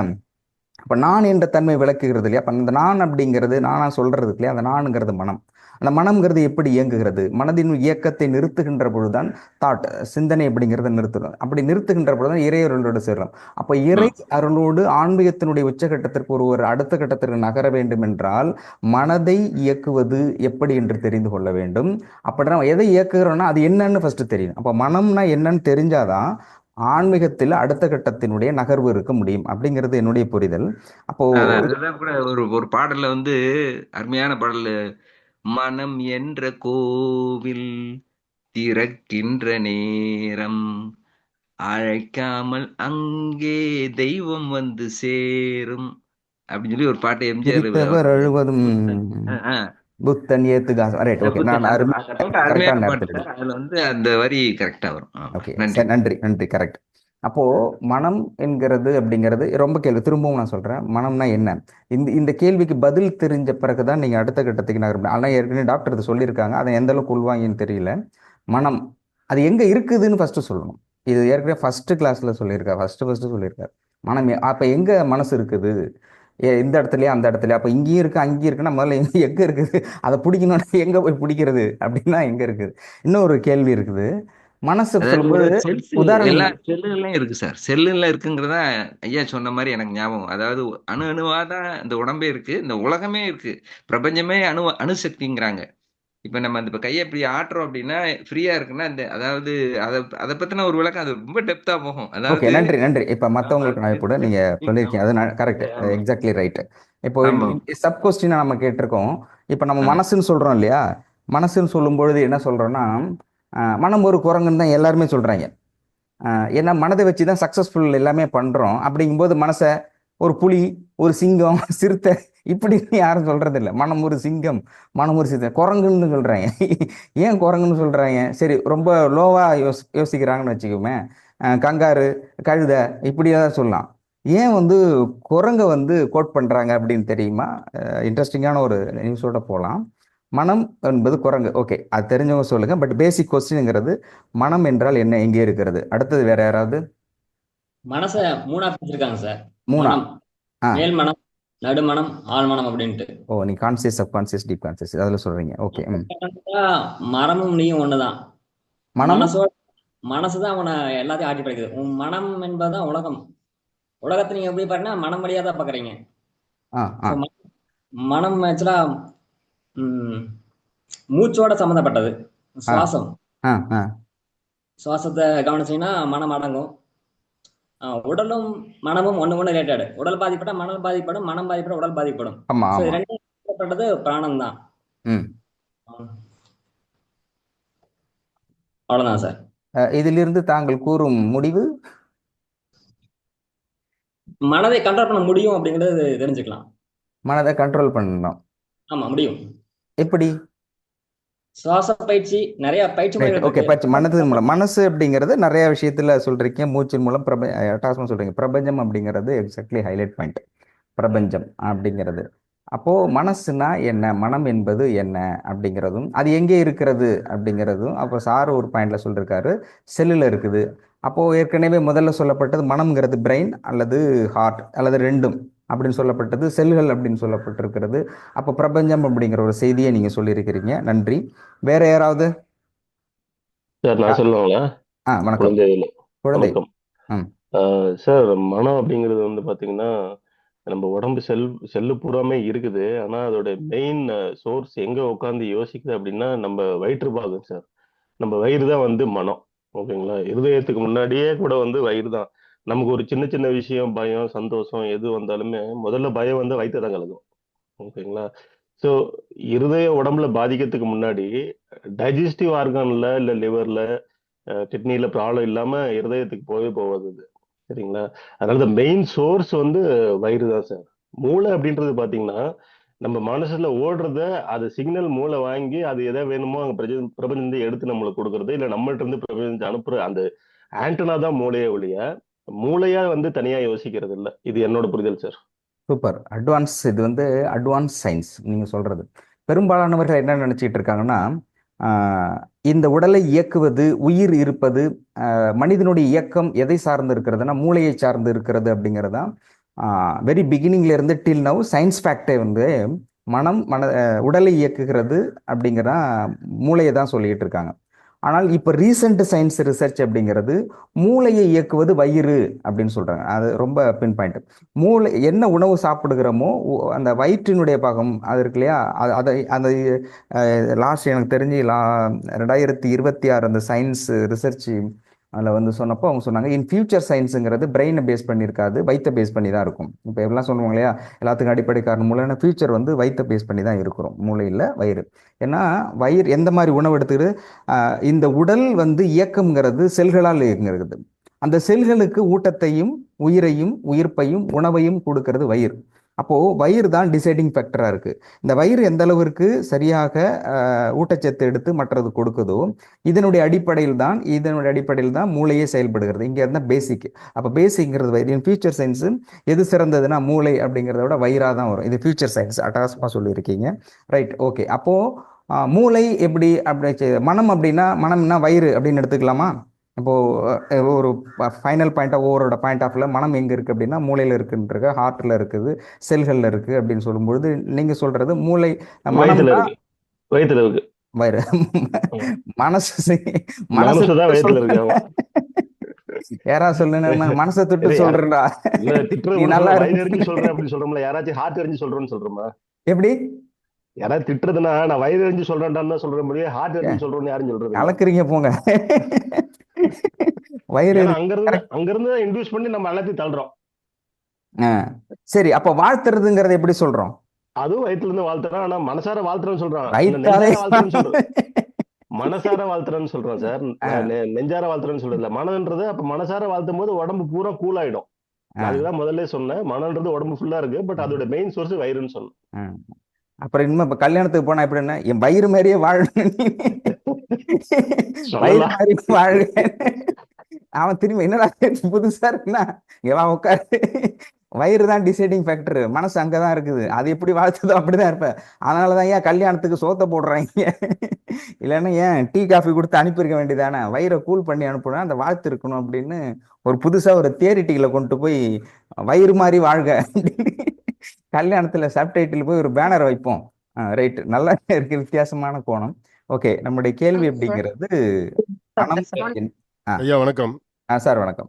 ஐயா வணக்கம். இப்போ நான் ஒரு மனிதன் உடலை வந்து ரெண்டா பிரிக்கிறோம். ம் இந்த கழுத்துக்கு கீழே, கழுத்துக்கு மேல. ஓகே. எல்லா சயின்ஸுமே இங்கதான் இருக்கு, இங்க எதுவுமே இல்லை. ம் இந்த சுவைக்கிறதுல இருந்து எல்லாமே இங்கதான் இருக்கு, எண்ணத்துல இருந்து எல்லாமே. ம் ஸோ மனசுக்கும் மூளைக்கும் சம்பந்தம் இருக்கு, ம் எல்லாமே இங்கதான் இயக்கப்படுது ம் அப்படிங்கிறது என்னுடைய கருத்து. Right, okay. உங்களுடைய கருத்துங்கிறது ஓகே. அதுக்கு தான் அவரு சொன்னாரு, இது இயக்கிறது இதுதான்ப்பா, சோத்துல இது ஒரு ரைட். பட் பெரும்பாலும் நீங்க சொல்ற கருத்துங்கிறது 100% டிசைடிங் ஃபேக்டர் பிரெயின். ஏன்னா பிரெயின்ல தான் எல்லா சிக்னல்ஸும் வருது. எல்லாமே ஸ்டோரேஜ் பாயிண்ட்டுங்கிறது அதுதான் அப்படின்னு சொல்றது. குழந்தைவேல் சொன்னது அந்த ஸ்டோரேஜ் பாயிண்ட்டுக்கும் சோறு போடுறது வயிறு தான். அதனால இதுதான் டிசைடிங் ஃபேக்டர். அப்புறம் இன்னும் டீப்பா போனோம்னா வயிறு இருந்தாலும் வயிற்றுக்கு சாப்பாடு போறது வாய். வாய் தான் டிசைடிங் ஃபேக்டர் அப்படின்னு சொல்லலாம். ஏன்னா வாயை பொறுத்து தான் வாயில் அப்படின்னா வாழ்க்கையின் வாயில், இது நுழைவு. அப்போ வாழ்க்கையினுடைய வாயில் பகுதிங்கிறது வாய். என்ன வார்த்தை பண்ணுகிறோமோ என்ன உண்ணுகிறோமோ அதன் அடிப்படை அப்படின்னு இப்படியும் சொல்லலாம். பட் எப்படி வேணாலும் சொல்லலாம். அப்போ என்னோட கேள்விங்கிறது மனம் என்றால் என்ன, எங்கே இருக்கிறது, அது எப்படி செயல்படுது? ஏன்னா இதுதான் பேஸ். நீங்க ஆன்மீகத்தை அடிப்படையாக ஒருத்தர் போறாங்கன்னா மனசுன்னு என்ன எல்லாம் சொல்றோம் இல்லையா, அகத்திய சித்த சொல்ல மனமுண்டேல் மார்க்கம் உண்டு, மனமது செம்மையானால் மந்திரம் ஜபிக்க வேண்டாம்ன்றோம் இல்லையா. அப்ப மனசுன்னா என்ன, அது தெரிஞ்சு எப்படி செயல்படுறதுங்கிறது வேற. சார் வணக்கம் சார். மனதில் ladies first preference, ladies first சொல்லட்டும். எண்ணங்கள் தான் சார் மனம். கலக்குறீங்க. எண்ணங்கள் நம்ம எதை யோசிக்கிறோமோ அதுதான் நம்ம வந்து மனசு அதை டிராமா பண்ண ஆரம்பிச்சிடும் அதை வச்சு. சோ எண்ணங்கள் தான் மனம். எண்ணங்கள் தான் மனமா, மனம்தான் எண்ணமா? ரெண்டும் ரெண்டும் ஒண்ணுதாங்க. எண்ணங்கள் இப்படி தான். கேட்டா கோழியில இருந்து முட்டை வந்த ரெண்டும் தாங்க. முட்டையில இருந்தும் கோழி வருது, கோழியில இருந்து முட்டை வருது. நம்ம எதை எப்படி யோசிக்கிறோமோ அதுதான் செயலா பண்ண போறோம். சோ அதுதான் மனமா வரும். செயலுங்கிறது ரெண்டாவது, நீங்க சொன்னதுங்கிறது மனம் எண்ணம்னு சொன்னீங்க. இது எது முதலில், எது எப்படி? எண்ணங்கள் தாங்க ஐயா முதல்ல. எண்ணம் தான் முதல், மனம்ங்கிறதுலாம் அடுத்தது தான். அடுத்தது. இது எங்க இருக்கு, அது எங்க எண்ணங்களை இருக்கு? ரெண்டு பேரும் எங்க எண்ணங்களை ஜாயின் பண்ணிக்கிறாங்க, மீட் பண்ணி போறாங்க?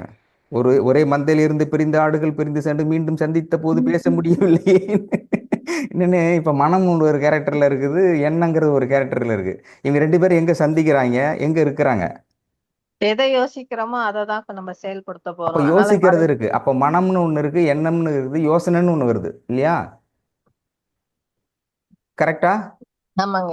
இப்ப இவங்க 3 பேரும் எங்கிட்ட இருக்காங்க? நம்ம சொல்றோம் இல்லையா, ராகு கேது இருக்காங்கன்னா 9 பிளான்ட் இருக்காங்களே. அப்ப இந்த 3 பேரும் எங்க இருக்கிறாங்க? கேள்விங்கிறது அதான். மனம் என்றால் என்ன, மனம் எங்கே இருக்கிறதுங்கிறத கேள்வி. இப்ப நீங்க சொல்றீங்க மனம் இருக்கு, எண்ணம் இருக்கு, யோசிக்கிறது ஒண்ணு இருக்குது. இப்ப 3 சொல்லியிருக்கீங்க, 6 இன்னொரு 6 சொல்லிட்டீங்கன்னா அது ஒரு நவகிரகம் மாதிரி, நவகிரகிங்க மாதிரி மாத்தி வச்சேன்னா உடம்பு 6 சொல்லிட்டீங்கன்னா இந்த 9 பேரும் எங்க இருக்கிறாங்க? இப்ப நீங்க சொன்னது 3, இந்த 3 எங்க இருக்கிறது உடலில்? சரி, ரைட், ஓகே. அடுத்தது நல்ல பாயிண்ட் சொல்லியிருக்காங்க. மனம் எண்ணம் அப்படிங்கிறது சொல்லியிருக்காங்க. அதை விட இது ரெண்டுக்கும் முக்கியமானது தாட், அந்த சிந்தனை.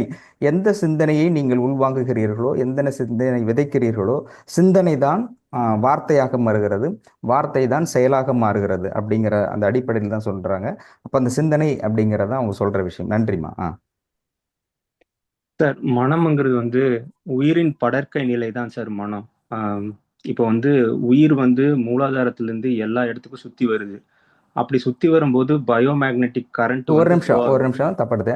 உயிருங்கிறது ஒரு ரன்னிங் ரேஸ்ல ஓடுற மாதிரி ஒரு ஓட்டத்துல வந்துகிட்டு இருக்குன்றீங்க, உடல் ஃபுல்லா சுத்தி வந்துகிட்டு இருக்கிறீங்க, அது அதானே? வின் வெளியில இது யூனிவர்ஸ்ல வந்து வின்னு இருக்கிறது தான் நம்ம உடம்புக்குள்ள வந்து உயிரா இருக்கு. அந்த வின் வந்து நம்ம உடம்பு ஃபுல்லா சுத்தி வந்துகிட்டு இருக்கு. அந்த சுத்தி வரும்போது பயோமேக்னெட்டிக் கரண்ட் வந்து கிரியேட் ஆகுது. எஸ். அந்த பயோமேக்னெட்டிக் கரண்ட் தான் மனமா செயல்படுது.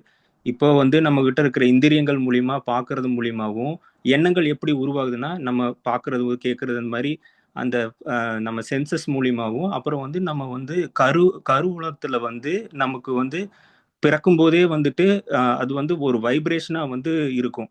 ஸோ இது மூலியமா தான் நமக்கு எண்ணங்கள் உருவாகுது. ஸோ மனம்ங்கிறது வந்து வேற ஒண்ணும் கிடையாது. உயிரின் படர்க்கை நிலை தான் மனம். அதுல இருந்து உயிரின் தான் கிரியேட் திருப்பி சொல்லுங்க. உயிரின் படர்க்கை நிலை அப்படின்னா பயோமேக்னெட்டிக் கரண்ட் அப்படின்னா அந்த கரண்ட் அந்த உயிர் வந்து சுத்தி வரும்போது வந்து பயோமேக்னெட்டிக் கரண்ட் கிரியேட் ஆகுது. அந்த கரண்ட் தான் வந்து மனமா வந்து செயல்படுது. அதுல எண்ணங்கள் எப்படி உருவாகுதுன்னா, நம்மள இந்திரியங்கள் மூலியமா நம்ம போய் அதுல போய் அது டச் அது புரியுது. ஆகும்போதும் எண்ணங்கள் எப்படி உருவாகுது, நீங்க என்ன பாக்குறீங்க, என்ன கேக்குறீங்க, என்ன செய்றீங்க, இதையெல்லாம் உள்வாங்கிட்டு வருதுங்கிறது புரிஞ்சுக்க முடியுது. அது மட்டும் இல்ல சார். அது நம்ம பிறக்கறதுக்கு முன்னாடியே நம்மளோட கருமையத்துல வந்து நமக்கு வந்து நிறைய வைப்ரேஷன்ஸ் இருக்கும். அது மூலியமாவும் நமக்கு எண்ணம் உருவாகும். நம்ம பாக்குறது கேட்கறது இந்திரியங்கள் மூலியமா வர்றது மட்டும் கிடையாது. நம்ம கருமையத்துல இருக்கக்கூடிய வைப்ரேஷன்ஸ் அது மூலியமாவும் நமக்கு வந்து எண்ணங்கள் உருவாகும். கருமையம்னு நீங்க சொல்றது எது? கருமையம்ங்கிறது வந்து உயிர் உருவாகும் போது மூலாதாரத்துல அது வந்து எங்க இருக்குன்னா மூலாதாரத்துலதான் இருக்கு கருமையம்ங்கிறது. அப்போ உயிருங்கிறது மூலாதாரத்துல இருக்கிறதா பின் பாயிண்ட் பண்றீங்க, கரெக்டா? மூலாதாரத்திலிருந்து எல்லா இடத்துக்கும் பரவி அப்ப ஒரு பேஸ், ஒரு இடம் இருக்கு, ஒரு ட்ரெயின் போகுதுன்னா அது இங்க இருந்து ஆரம்பிக்குது போகுது அப்படிங்கிறது. அப்போ நீங்க வர்ற பாயிண்ட்ங்கிறது மூலாதாரத்துல இருக்குது, அதுல இருந்து டிராவல் பண்ணுது, அப்படி எடுத்துக்கலாமா? உயிர் அங்கிருந்து டிராவல் பண்ணுது சார். உயிரினுடைய இருப்பிடம் அப்படின்னா மூலாதாரம். மூலாதாரம் எல்லா இடத்தையும் சுற்றி வருது. சரி, இப்போ இன்னொரு கேள்வி. இப்போ நீங்க சொல்றீங்க இப்போ உயிர் வந்து மூலாதாரத்துல இருக்கு, மூலாதாரத்துல இருந்து இப்ப கை காலுக்கு போயிட்டு இருக்கு, அப்ப ஹார்ட்ல டெத்துன்னு அர்த்தம் எடுத்துக்கலாமா? இல்ல சார், எல்லா இடத்துக்கும் சுத்தி வந்துகிட்டு இருக்கு சார். அதுதான் நான் கேட்கிறேன். சுத்தி வரும்பொழுது உங்களுடைய கரெக்டா சொல்றீங்க, இது மற்றவர்களுக்கும் தெளிவுபடுத்தணும் அப்படிங்கறதா என்னுடைய கேள்வி. என்னுடைய கேள்வியா நீங்க எடுத்துக்க வேண்டாம், மற்றவர்களுடைய கேள்வி. தெளிவு அப்படிங்கிறது அஸ் ஏ சயின்டிபிக் ஃபேக்டா நீங்க அதை மூவ் பண்றீங்க, பயாலஜிக்கல் ஃபேக்டரா அது எப்படி உயிர் இயங்குகிறது அப்படின்னு சொல்றீங்க. ஐ கேன் அண்டர்ஸ்டாண்ட், அதுக்காக கேட்கிறேன். அப்போ நீங்க சொல்றீங்க இந்த இடத்துல இங்கதான் உயிர். ரொம்ப பேர் கேள்வி கேட்டு எங்கப்பா அது இருக்குன்னா, இங்கிட்டு தான் இருக்குது, கண்டுபிடிச்சாச்சு, இப்ப அது இப்படிதான்ப்பா டிராவல் ஆகுது அப்படிங்கறத சொல்றீங்க. அதுவும் எப்படி உயிர் வந்து கிரியேட் ஆகுதுன்னா, இப்போ நமக்கு வந்து பாடிக்கு எனர்ஜி வந்து சாப்பிட்றது மூலியமாவும், அப்புறம் விண்சக்தி வந்து நம்ம சகஸ்காரம் மூலியமாவும், அது மூலியமா எனர்ஜி உள்ள போகுது. இப்போ அந்த ஒரு நிமிஷம், இப்ப இல்ல ஆற்றல் அப்படிங்கறது நீங்க சொல்றேன், ஆற்றல்ங்கிறது சகஸ்கார வழியா உடம்புக்குள்ள போகுது. ஆற்றல் சாப்பிட்றது மூலியமாவும் அது மூலியமாவும் நமக்கு வந்து எனர்ஜி வந்து உள்ள போகுது. இப்போ வந்து அந்த உயிராற்றல் வந்து இப்போ நம்ம சாப்பிட்ற மூலியமா அது கடைசியில வந்து விந்து சக்தியா வந்து மாறும். அந்த விந்து சக்தி வந்து ஸ்ட்ராங்கா இருந்தாதான் நமக்கு வந்து உயிர் வந்து ஒவ்வொரு டைமும் இந்த விந்து சக்திக்குள்ள போய் போய் மூலாதாரம், ஏன் மூலாதாரம் சொல்றோம்னா அங்கதான் விந்து சக்தி இருக்கு. விந்து சக்தி காலி ஆயிடுச்சுன்னா நம்ம செத்து போயிடுவோம். அங்க விந்து சக்தி வந்து எவ்வளவுக்கு எவ்வளவு ஸ்ட்ராங்கா இருக்கும், அதுக்கு அவ்வளோக்கு அவ்வளவு வந்து உயிர் வந்து காக்கப்படும். அது காயக்கல்பம் எதுக்கு சொல்றாங்க அப்படின்னா, நம்ம சாகாவரம் வாங்குறது எல்லாமே வந்து அந்த விந்து சக்தி எப்ப கட்ட முடியுதோ அப்பதான் அந்த உயிர் வந்து அழியாம நிற்கும். அப்ப அது வரைக்கும் வந்து இந்த உயிர் உயிர் துகளானது உடம்பு ஃபுல்லா சுத்தி வந்துட்டு இருக்கும். அப்போ வந்து எனர்ஜி வந்து ரிலீஸ் ஆகும். அது பயோமேக்னெட்டிக் கரண்டா வந்து கிரியேட் ஆகும். அது வந்து ஒவ்வொரு டைமும் லூஸ் ஆகிக்கிட்டே தான் இருக்கும் சுத்தி வரும்போது. அது எப்போ வந்து விந்து சக்தி ஜாஸ்தி ஆகுதோ அதுல வந்து முக்கி எழும்போது திருப்பி அது வந்து சக்தியை வந்து பெற்றுரும். இது நான் சொல்றது இல்லைங்க, இது வந்து வேதாத்ரி மகரிஷி சொன்னது. அவரு பிரம்மஞானத்துல வந்து இது எல்லாம் இருக்கு, எல்லாமே அவர் டாக்குமெண்ட் பண்ணி வச்சுட்டாரு. எல்லாமே இருக்கு. நம்ம புதுசா கண்டுபிடிக்கணும்லாம் எதுவும் இல்ல. பரவாயில்ல, நீங்க சொன்ன ஹைலைட் பாயிண்ட் கடைசியில இருக்கு. எப்ப இதெல்லாம் நான் சொன்னேன்னு எடுத்துக்கிறீங்க, அவருதான் சொல்லியிருக்கிறேன். ரொம்ப நன்றி. சீஃப் டாக்டர் வந்துடுறாங்க. நானும் அதான் சொல்லணும்னு நினைச்சேன் சார். நானும் ரைட்டுமா, அது நன்றி. வேதாத்துக்கு மகிழ்ச்சி. அவர் வந்து நிறைய விஷயம் சொல்லியிருக்காரு சார். இந்த தம்பி சொன்னது எல்லாமே வேதாத்துக்கு மகிழ்ச்சி சொன்னது. எஸ் எஸ் எஸ், ஆமா அது கரெக்ட். உயிர் உயிர் உயிர் வந்து உயிர் இருக்கிறதுலேருந்து உயிரோட ஒரு வேவ் தான். உயிர்லேருந்து வெளியில வர வேவ் தான் உடம்பு ஃபுல்லா இருக்கு சார். அதான் மனம். மனம் வந்து எண்ணத்தோட தொகுப்பா இருக்கு. வேற நன்றி ஒண்ணும் நன்றி இல்ல. நன்றிம்மா. உயிரோட ஒரு வேவ் வெளியில சுத்தினா இருக்க ஆறா இருக்கு பாருங்க. ஆறா மாதிரி உயிருக்கு உள்ள ஆறா வேவ்ஸ்.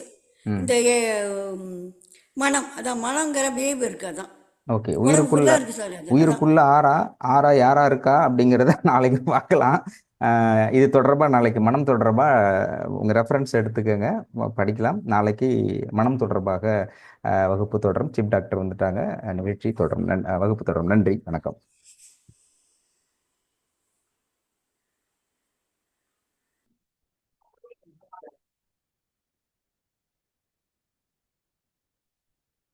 அனைவருக்கும் வணக்கம். வணக்கங்க. காலையில 59 பேர் தான் எழுந்திருக்காங்க. இது மாற்றணும், சந்தோஷமா இருக்கணும், ஹாப்பியா இருக்கணும்னு சொன்னா 59 பேர் தான் ரெடியா இருக்காங்க இவ்வளவு நேரத்துக்கு. பார்ப்போம். ஆனா ஆசை மட்டும் பெருசா இருக்கு. ஆனா பேசிக்கா காலைல ஏறணும்னா ஏற மாட்டாங்க. என்ன பண்றது? ஓகே, சூரசம்ஹாரம் எல்லாம் ஒரே கலாட்டாலாம் முடிஞ்சது. இப்பதான் எல்லாம் முடிஞ்சது. மனிதன் வந்து எவ்வளவு சுயநலமானவன்றது நம்ம இன்னைக்கு தெரிஞ்சுக்க போறோம். மனிதன் வந்து அவனுக்கு தேவைன்னா என்ன வேணாலும் செய்வான், எதுக்கு வேணாலும் துணிவான். நாட் ஒன்லி மணி, அவனுக்கு சுயநலம் காரியம் ஆகணும்னா என்ன வேணாலும் செய்வான். காரியம் ஆச்சுன்னா விட்டுடுவான். தெலுங்குல ஒரு பழமொழி சொல்லுவாங்க, அக்கறை தீர்த்தே அக்கமகுடு குக்க அப்படின்னுவாங்க. அக்கறை தீர்த்தே அக்கமகுடு குக்க. அக்கறை தீர்ற வரைக்கும், அக்கறை நடக்கிற வரைக்கும், முடிக்கிற வரைக்கும் மாமா மாமா மாமா மாமா, அக்கா புருஷன், ஓகே ரைட், வேலை முடிஞ்சா அவன் கிடக்குறான் நாய் அப்படின்னு சொல்லிட்டு அக்கா மகுடு குக்கானுவாங்க. குக்கானா நாய். அக்கா மகுடு அக்கானுடைய வீட்டுக்காரு நாய். அக்கா புருஷன் நாய், அவன் கிடக்குறான் நாய் போய், ஏன்னா வேலை முடிஞ்சு போச்சு. அக்கா மகுடு குக்கா. தெருவுங்கள சரியான பழமொழி. அதே மாதிரி தான் அக்கா மகுடு குக்கா மாதிரி நம்ம பீப்புள் சாமிகளையும் அப்படிதான். சூரசம்ஹாரம் ஆரம்பிக்கிறதுக்கு 10 நாள் முன்னாடி இங்க பக்கத்துல ஒரு கலாட்டா கோயில். டெய்லி 10:10க்கெல்லாம் ஆரம்பிச்சிடுவாங்க. 12 மணி வரைக்கும் கந்த சஷ்டி கவசம் பாடுறது என்ன, வேல் மாடுறது பாடுறது என்ன, எல்லாம் ஒரு 40-50 பேர் வருவாங்க லேடிஸ். ஆம்பளைங்க வந்து ஒரு 7-8 பேர் இருக்கும். பட் பொம்பளைங்க வந்து நியர்லி 70-80 பீப்புள் இருக்கும். அரௌண்ட் 90 பீப்புள்ஸ் பக்கம் இருக்கும். ஒரே கலாட்டா தான் 2-3 ஹவர்ஸ். ஒரே ரொம்ப கலாட்டாவாக இருக்கும். வேல் மாடுறது பாடுறது, கந்த சஷ்டி கவசம் பாடுறது, அப்புறம் முருகரை பற்றி பாடுறது, முருகரை பற்றி தனியாக பாடுறது, முருகரை பற்றி சினிமா பாட்டு பாடுறது, எல்லாம் பண்ணி இது அபிஷேகம் எல்லாம் பண்ணி ஆராதனைலாம் பண்ணி டெய்லி 10 டேஸும் சூரசம்ஹாரத்துக்கு முன்னாடி 10 நாள் முன்னாடி. அப்புறம் பிரசாதம் டிஸ்ட்ரிபியூட் பண்ணி ஒரு 1 மணிக்கு கிளம்புவாங்க. அப்புறம் சூரசம்ஹாரம் முடிஞ்சு தூக்க முடியாது தூக்கிட்டு வந்து 1/2 லிட்டர் பாலை தலைமாரி வச்சு எல்லாம் சுற்றி வந்து பாம்பன் சாமிகளையும் கூப்பிட்டு அவருக்கும் அரோகரா போட்டு எல்லாம் ஒரே கலாட்டா. தமிழ் கடவுளை கேவலம் பண்ணவார். இங்கிலீஷில் உட்காந்து இங்கிலீஷில் go there, sit there and see the proceedings of this Lord Muruga from there அப்படி சொல்லி இங்கிலீஷ்லாம் பேசி தமிழ் கடவுளை கேவலப்படுத்தி எல்லாம் பண்ணி முடிச்சாங்க ஒரு வழியா. அப்புறம் அதுக்கு பிறகு ஏதோ செரிமனிஸ் இருக்கும் போல இருக்குது. அந்த கலாட்சேபம் நடக்குது. இப்போ அன்னையிலேருந்து நடக்குது. நேற்று போய் பார்த்தா 5 பேர் உட்காந்துருக்காங்க. பாவமாக இருக்கு, பரிதாபமாக இருக்கு பார்த்தா. அதுக்கு முன்னாடி நவரத்னா அந்த என்ன நவராத்திரியா, எஸ் நவராத்திரி அப்போ அந்த கல்ச்சுரல் ப்ரோக்ராம்ஸ் போடுவாங்க. அந்த 9 நேரம் டெய்லி கல்ச்சுரல் ப்ரோக்ராம்ஸ் இருக்கும். டான்ஸு, பாட்டு, இந்த மாதிரி டிவோட்டடாக சாமி சம்மந்தப்பட்டது இருக்கும். அப்போ கிட்டத்தட்ட எப்படி 100-150 பேர் உட்காருவாங்க. அந்த நைட்டில் ஒரு 6 to 7, 8 வரைக்கும் போடுவாங்க. 100 பேர் உட்காந்துருப்பாங்க. 8 மணிக்கு முடிச்சுட்டு அதுக்கு மேலே கிளம்புவாங்க. பட்டு சூரசம்ஹாரத்துக்கு 10 நாள் முன்னாடி டே 1 திருச்செந்தூர் ஆரம்பிப்பாங்க ஃபங்க்ஷனு. அன்னிலேருந்து சூரசம்ஹாரம் வரைக்கும் ஒரே இங்கே கலாட்டா தான். சூரசம்ஹாரம் முடிஞ்ச பிறகு ஏதோ கண்டினியூவாக கலாட்சம் போல இருக்கு. 2 மணி நேரம் நடக்குது. நேற்று தான் பார்க்க எனக்கு டைம் இருந்தது. போனால் 5 பேர் உட்காந்துருக்காங்க. பரிதாபமாக சொல்லிட்டு இருக்காரு. 5 பேர் போனால் போய் போகுதுன்ட்டு கேட்குற மாதிரி உட்காந்துட்டுருக்குறாங்க. அப்போ என்ன பண்ணுறாரு ஒருத்தர், கலாட்சம் நடக்குது, 5 பேர் தான் சீட்டில் உட்காந்துருக்காங்க. ஆனால் போட்டுக்கிறது என்னமோ 100 சேர், ஆனால் உட்காந்துக்கிறது ஒரு 5 பேர். ஒருத்தர் அவங்க இல்லாமல் ஒருத்தர் அவர் அடி பிரதட்சணமா அடியடியாக நடந்திருக்காரு ஒருத்தர். அப்புறம் முன்னாடி அடியடியாக நடக்கிறாரு. இன்னொருத்தர் நவகிரகத்தை கும்பிட்டுக்கிறாரு. இன்னொருத்தர் இன்னொரு சாமி கும்பிட்டுக்கிறாரு. ஒரு 7-8 பேர் இப்படி பண்ணிட்டு இருக்காங்க. பட் சீட்டில் உட்காந்துக்கிறது 5 பேர் தான். கதாகலாட்சேபமும் யாரும் கேட்கறதுக்கு தயாராக இல்லை. எங்கே நம்ம தப்பு பண்ணுறோன்னு சொல்ல வரேன் நான். இது நம்ம வந்து கிண்டலோ நையாண்டியோ பண்ணலை. மனுஷன் எப்படி இருக்கிறான், நம்ம எப்படிலாம் நம்ம லைஃப்பை மாற்றிக்கணும், நம்ம என்னென்ன ஆட்டிடியூடை மாற்றிக்கணும்னு சொல்ல வரேன். இப்போது அந்த நவராத்திரி ஃபங்க்ஷன் அப்போ எல்லாரும் உட்காந்து கல்ச்சர் ப்ரோக்ராம் 100 பேர் உட்காந்து பார்க்குறாங்க அவ்வளோதான். தென் அதே கதாகலாட்சேபம் நடத்துகிறாங்க.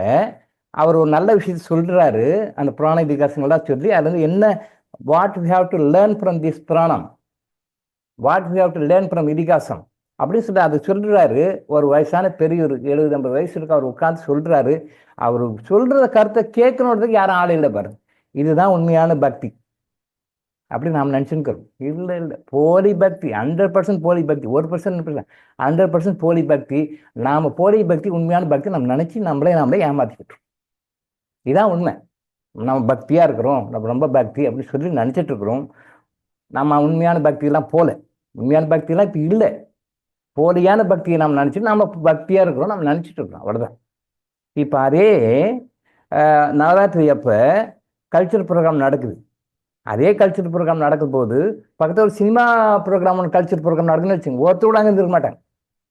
அவர் அந்த ப்ரோக்ராமர் மட்டும் என்ன அவர் தான் ப்ரோக்ராம் பண்ணிட்டு அங்கே யாரும் ஸ்டேஜில் ஒருத்தர் கூட இருக்க மாட்டாங்க, எல்லாம் வந்துட்டு இருப்பாங்க. அதே மாதிரி கலாச்சாரம் நடக்குது. ஆனால் அது பக்கத்தில் ஏதோ சினிமா கதை பற்றி பேசுகிறாங்க, ஒரு நாடகம் போடுறாங்க, ட்ராமா போடுறாங்க, இல்லை சினிமாக்காரங்க வந்திருக்கிறாங்க அப்படின்னா எல்லாம் அங்கே ஓடிடுவாங்க. அப்போ பக்தியெல்லாம் கிடையாது அங்கே. இவர் அந்த 5 பேர் கூட இருக்க மாட்டாங்க. இப்படி தான் போயிட்டுருக்கு. உண்மையான ஆன்மீகம்னா என்ன அப்படின்னா யாருக்கும் தெரியல. உண்மையான பக்தினா யாருக்கும் தெரியல. இப்படி தான் நம்மளை நாம ஏமாத்திட்டு இருக்கோம். சரி, இதெல்லாம் விட்டுடணும்.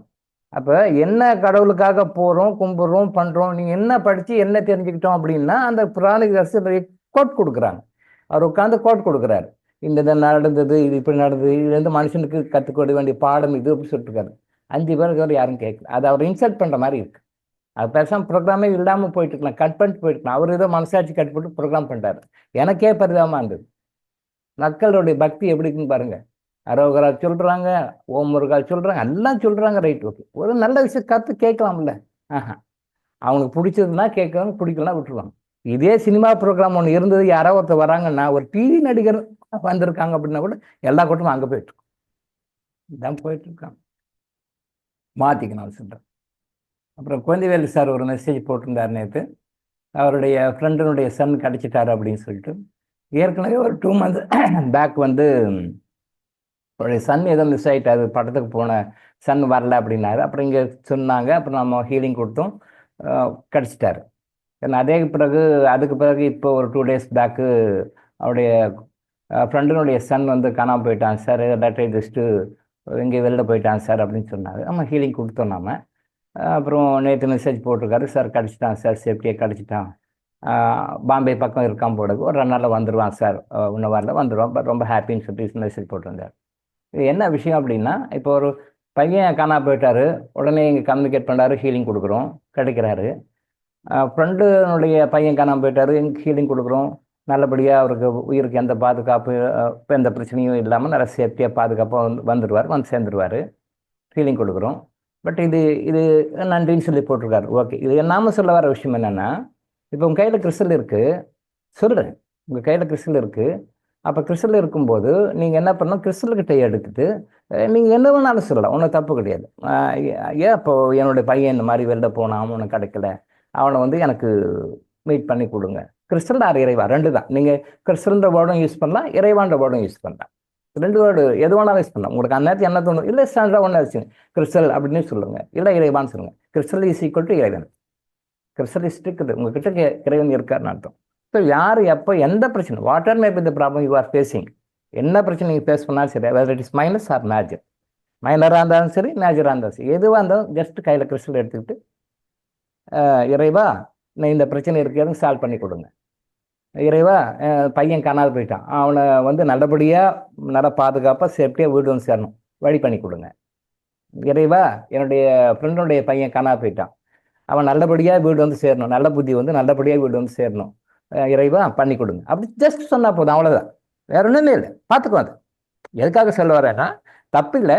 நீங்க வந்து இங்கே சொல்லி சார் எனக்கு சொல்லி நான் ஹீலிங் கொடுக்குறேன், சரியாகுது, ஓகே. மற்றவர்களும் பிரார்த்தனை பண்ணாங்க, ரைட், தப்பு கிடையாது, நல்ல சிஸ்டம் தான். பட் இது இன்னும் கொஞ்சம் செம்மைப்படுத்தி சொல்கிறேன், ஃபைன் டியூன் பண்ணுறேன். நீங்கள் கையில் கிறிஸ்டல் இருந்தது, அப்படி இருக்கும்போது கிறிஸ்டல் ஜஸ்ட் கையில் எடுத்து கிறிஸ்டல் என்னுடைய மகன் 2-3 ஹவர்ஸாக காணா போனோம் என்னன்னு தெரியல, கொஞ்சம் நல்லபடியாக சேஃப்டியாக கொண்டு வந்து விடுங்க, அவ்வளோதான். இப்போ என்னோட ஃப்ரெண்டுக்கு திரும்பவும் சொல்ல எப்படி சொல்லணும் அப்படின்னா, என்னுடைய ஃப்ரெண்டுனுடைய மகன் வந்து காணாது போயிட்டான், அவன் எங்கே போயிட்டான், எங்கே இருக்கான்னு தெரியல, ரொம்ப எல்லாருக்கும் கஷ்டமாக இருக்குது. ஆனால் தயவு செஞ்சு அவன் நல்லபடியாக சேஃப்டியாக நல்ல புத்தி வந்து வீட்டுக்கு வந்து சேரணும், நிறைவா பண்ணி கொடுங்க. இல்லை கிறிஸ்டல் பண்ணி ஜஸ்ட் ஒரு தடவை 2 தடவை போனால் போதும். அவள் உட்காந்து மணிக்கணக்கில் பிரார்த்தனை அதெல்லாம் கிடையாது. கிறிஸ்டலை பொறுத்த வரைக்கும் 108 தடவை சொல்லணும், 1008 தடவை சொல்லணும், 1,00,000 தடவை சொல்லணும், லட்சார்ச்சனை, கோடியார்ச்சனை அப்படின்றதுலாம் கிடையாது. ஜஸ்ட் நீங்கள் ஒரு தடவை சொன்னால் அது கப்பன் பிடிச்சிக்கும். ரொம்ப கெட்டிக்கார பிள்ளை, அது ரொம்ப கெட்டிக்கார பிள்ளை, ரொம்ப மைண்டை வந்து ஃபைனஸ்ட்டாக வச்சுக்கிற பிள்ளை அது. அதோட நீங்கள் ஒரு தடவை சொல்லிட்டு கப்பன் பிடிச்சும் கரெக்டாக வேலை செய்யும். பட் அது எப்படி வேலை செய்யுது என்னன்றது அது உங்களுக்கு கோட் கொடுக்குது, அந்த லாங்குவேஜ் உங்களுக்கு தெரியல, அவ்வளோதான். உடனே நீங்கள் கேட்குறதுக்கு எல்லாருக்குமே ஆன்சர் கொடுக்கும். அது what are may be the problem we are facing in our life. நம்ம எந்த பிரச்சனைனாலும் நம்மக்கிட்ட ஒன்று சொல்லணும்னா உடனே வந்து நம்ம எப்படி வெளியில் ஒரு இடத்துல போனோம்னா எங்கேயாவது ஒரு இது கொடுத்தோம்னா அக்னாலஜ்மெண்ட் கொடுக்குறாங்க, ஆமாம் நீங்கள் கொடுத்தீங்க அப்படின்னு சொல்லிட்டு ஒரு அக்னாலஜ்மெண்ட் கொடுக்குறாங்க. அதுக்கு மேலே அவங்க நடவடிக்கை எடுக்கலான்னு வேறு சமாச்சாரம். ஈவன் கவர்மெண்ட்டில் நமக்கு ஏதாவது கோரிக்கை வைக்கணும் ஒன்றுன்னா ஒரு பெட்டிஷன் கொடுக்குறோம், ஒரு மகஜர் கொடுக்குறோம், அது கொடுத்தா உடனே ஒரு அக்னாலஜ்மெண்ட் கொடுப்பாங்க, அதை வாங்கிக்கிறோம், ரைட். அதுக்கு மேலே நடவடிக்கை எடுக்கிறானா எடுக்கலையான்றது வேறு சமாச்சாரம். அது வாங்கிக்க பேர் கூட போட்டுருவாங்க, அது பெண்டிங்கில் போட்டுருவாங்க. அரசியல்வாதிகிட்ட கொடுக்குறதெல்லாம் அப்படி தான். அப்போ ஓட்டு வாங்குறதுக்காக எல்லாம் கொடுங்க கேட்பாங்க, வாங்குவாங்க, வாங்கி தூக்கி போட்டு இடைக்கு போட்டுருவாங்க. அது நேரத்தையே தெரியாது, உடனே ஓட்டு குத்துவாங்க நம்ம ஆளுங்க. அங்கே தூக்கி இடைக்க போட்டுறாங்க, கண்டு ஏதாவது ரீசன் சொல்லுவாங்கன்னு தெரியல. அவங்களுக்கு வேண்டப்பட்டவங்களை மட்டும் பண்ணி கொடுப்பாங்க, வேண்டாங்களே விட்டுருவாங்க. ஓட்டு வேணும்னா யார்கிட்ட போனால் எந்த காரியம் நடக்கும் அவங்களுக்கு மட்டும் செய்யும், மற்றதை பெட்டிஷன் தூக்கி போட்டுருவாங்க. பட் இறைவன் அப்படி கிடையாது. நீங்கள் ஒன்ஸ் கொடுத்துட்டீங்கன்னா உடனே அக்னாலஜ்மெண்ட் கொடுப்பார், அதுக்கு ரெமெடியும் பண்ணுவார். பட் அந்த ரெமெடியை நாம புரிஞ்சுக்கல, அவ்வளோதான். அவர் சொல்கிற லாங்குவேஜ் நமக்கு புரியல, அவர் சொல்கிற மெத்தட் நமக்கு புரியல, எந்த மாதிரி நமக்கு அதை ஆன்சர் பண்ணுறாருன்னு நமக்கு தெரியல. Because we are not able to observe that feelings, that sensation, that answers. அதை நம்ம உணர முடியாமல் நம்ம இருக்கும். அதை தான் நம்ம திருப்பி நம்ம உங்களுக்கு நிறைய விஷயங்கள் சொல்லி இதெல்லாம் ஃபாலோ பண்ணால் கிறிஸ்டல் சொல்கிறது உங்களுக்கு புரியும். இப்போ நான் எப்படி சொல்கிறேன் நீங்கள் கேட்குறீங்களோ, நான் எப்படி சொல்கிறேன் நீங்கள் புரிஞ்சுக்கிறீங்களோ, நீங்கள் எப்படி சொல்கிறீங்க நான் கேட்கணும் புரிஞ்சுக்கணும். அதே மாதிரி கிறிஸ்டலோட உங்களால் பேச முடியும், உங்களுடைய உணர்வுகளை பாஸ் பண்ண முடியும். அது அதனோட உணர்வை பாஸ் பண்ணுது, அது செய்யுது. நம்ம தான் not able to understand that. அதை நாம் இன்னும் கொஞ்சம் நம்ம ஆறாவை, நம்மளுடைய நுண்ணுடன் சொல்கிறோம் இல்லையா, அந்த ஆறாவை ஃபைன் டியூன் பண்ணி நம்ம மைண்டெல்லாம் கொஞ்சம் ஃபைன் டியூன் பண்ணி கிளியராக வச்சோம்னா நீங்களும் நானும் எப்படி பேசணுமோ அதே மாதிரி கிறிஸ்டல்கிட்ட பேச முடியும். நீங்கள் கேட்குற கேள்விக்கு ஆன்சர் வரும், கரெக்ட் ஆன்சர், தப்பான ஆன்சர் வராது. தப்பான ஆன்சர் வருது அப்புறம் கரெக்ட் பண்ணுது அப்படிலாம் கிடையாது. அது ஒன்ஸ் சொன்னால் கடவுளுடைய வார்த்தை, அது உங்களுக்கு சரியான இக்கட்டு காப்பாற்றி கொடுக்கும். நீங்கள் எதுக்குமே பயப்பட தேவை. கிறிஸ்டல் அப்படி பயன்படுத்திக்கணும். கிறிஸ்டல் அவ்வளோ விஷயம் இருக்கும். நீங்கள் கேட்டு பிரார்த்தனை பண்ணி ஹீலிங் கொடுத்து படுறது ஓகே, பட் அது கூட தேவையில்லை. நீங்கள் கையில் கிறிஸ்டல் இருக்கும்போது உங்களால் சாதிச்சிக்க முடியும். டாக்டரிடம் கூட டிபெண்டே பண்ண தேவையில்லை. நான் ஆரம்பத்திலேருந்தே அதான் சொல்லுவேன், டாக்டரிடம் சொல்கிற டெக்னிக்ஸ் எல்லாம் ஃபாலோ பண்ணுங்கள், லைஃப்பில் அப்ளை பண்ணுங்கள். பட் டாக்டரிடம் கூட டிபெண்டே பண்ண தேவையில்லை.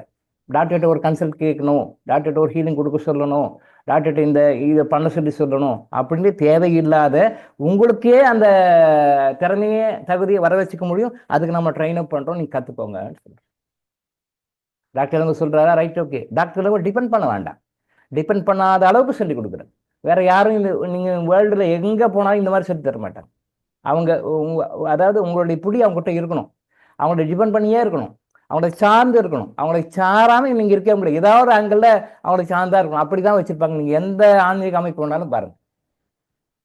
பட் இது சித்தர்களுடைய அமைப்புன்றதுனால, உண்மையான சித்தர்களுடைய அமைப்புன்றதுனால, நல்லா நோட் பண்ணிங்க, உண்மையான சித்தர்களுடைய அமைப்புன்றதுனால இந்த அமைப்பில் மட்டும்தான் நீங்களே கடவுளாக மாறுங்கள், நீங்களே குருவாக மாறுங்கள், நீங்களே கைடாக மாறுங்கள், நீங்களே ஆதரவு சொல்பவர்களாக மாறுங்க, ஆலோசனை நீங்களே கன்சல்டண்ட்டாக மாறுங்க, நீங்களே ப்ராப்ளம் சால்வ் பண்ணுறவங்களாக மாறுங்க. ப்ராப்ளம் சால்வ் பண்ணுறதுக்கு டாக்டர் டிபெண்ட் பண்ண வேண்டியதில்லை, நீங்கள் 4 பிரச்சனையை சால்வ் பண்ண முடியும், 100% முடியும். டாக்டர் இளங்கோ என்ன பண்றாரோ அதை உங்களாலையும் பண்ண முடியும். அந்த குவாலிஃபிகேஷன் நீங்க கிரியேட் பண்ணிக்கிட்டீங்கன்னா டாக்டர் இளங்கோ என்ன செய்கிறாரோ, என்ன சர்வீஸ் பண்றாரோ, என்ன ஹெல்ப் பண்றாரோ அதை உங்களாலையும் 100 பேருக்கு 1000 பேருக்கு செய்ய முடியும். அந்த அளவுக்கு உங்களாலையும் வர முடியும். வர முடியாதெல்லாம் இல்லை, வர முடியும். நீங்க கொஞ்சம் கரெக்ட் பண்ணிக்கணும், மாத்திக்கணும். அவ்வளவு இதை செய்யுங்க. நம்ம வந்து கர்மாஜீரங்கள் தான் நம்ம சொல்றோம். நம்ம சொல்ற மாதிரி யாருமே சொல்ல மாட்டாங்க. டிபெண்ட் பண்ண தேவையில்லை. நீங்களே கடவுளாக மாற முடியும், நீங்களே குருவாக மாற முடியும். நீங்க 1000 பேருக்கு வழிகாட்டலாம், நீங்க 1,00,000 பேருக்கு வழிகாட்டலாம். அந்த அளவுக்கு நீங்க வாங்க நம்ம எதிர்பார்க்குறோம். வேற யாருமே இந்த மாதிரி சொல்ல மாட்டாங்க. நம்ம கர்மாஜீரங்கள் மட்டும்தான் சொல்றோம். புரிஞ்சுக்கோங்க, பயன்படுத்துங்க, நீங்களும் டெவலப் ஆயிடும். ஓகேவா? ரைட். தென் வந்து மொபைல் போட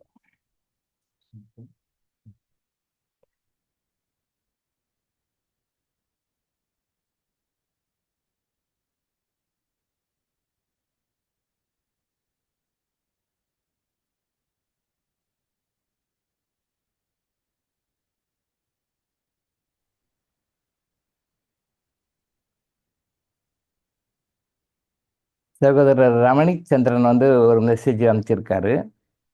ஆசான் இறைவன், பாடம் கர்மா. நாம் சந்திக்கும் எல்லா நபர்களும் ஏதோ ஒன்றை நமக்கு பரிசீலித்து விட்டுதான் செல்கிறார்கள். சிலர் தடங்கல்களாய், சிலர் தழும்புகளாய். நல்ல அப்சர்வ் பண்ணிக்க வேண்டிய ஒரு விஷயம் அது. நாம் சந்திக்கும் எல்லா நபர்களும் ஏதோ ஒன்றை நமக்கு பரிசீலித்து விட்டுதான் செல்கிறார்கள்.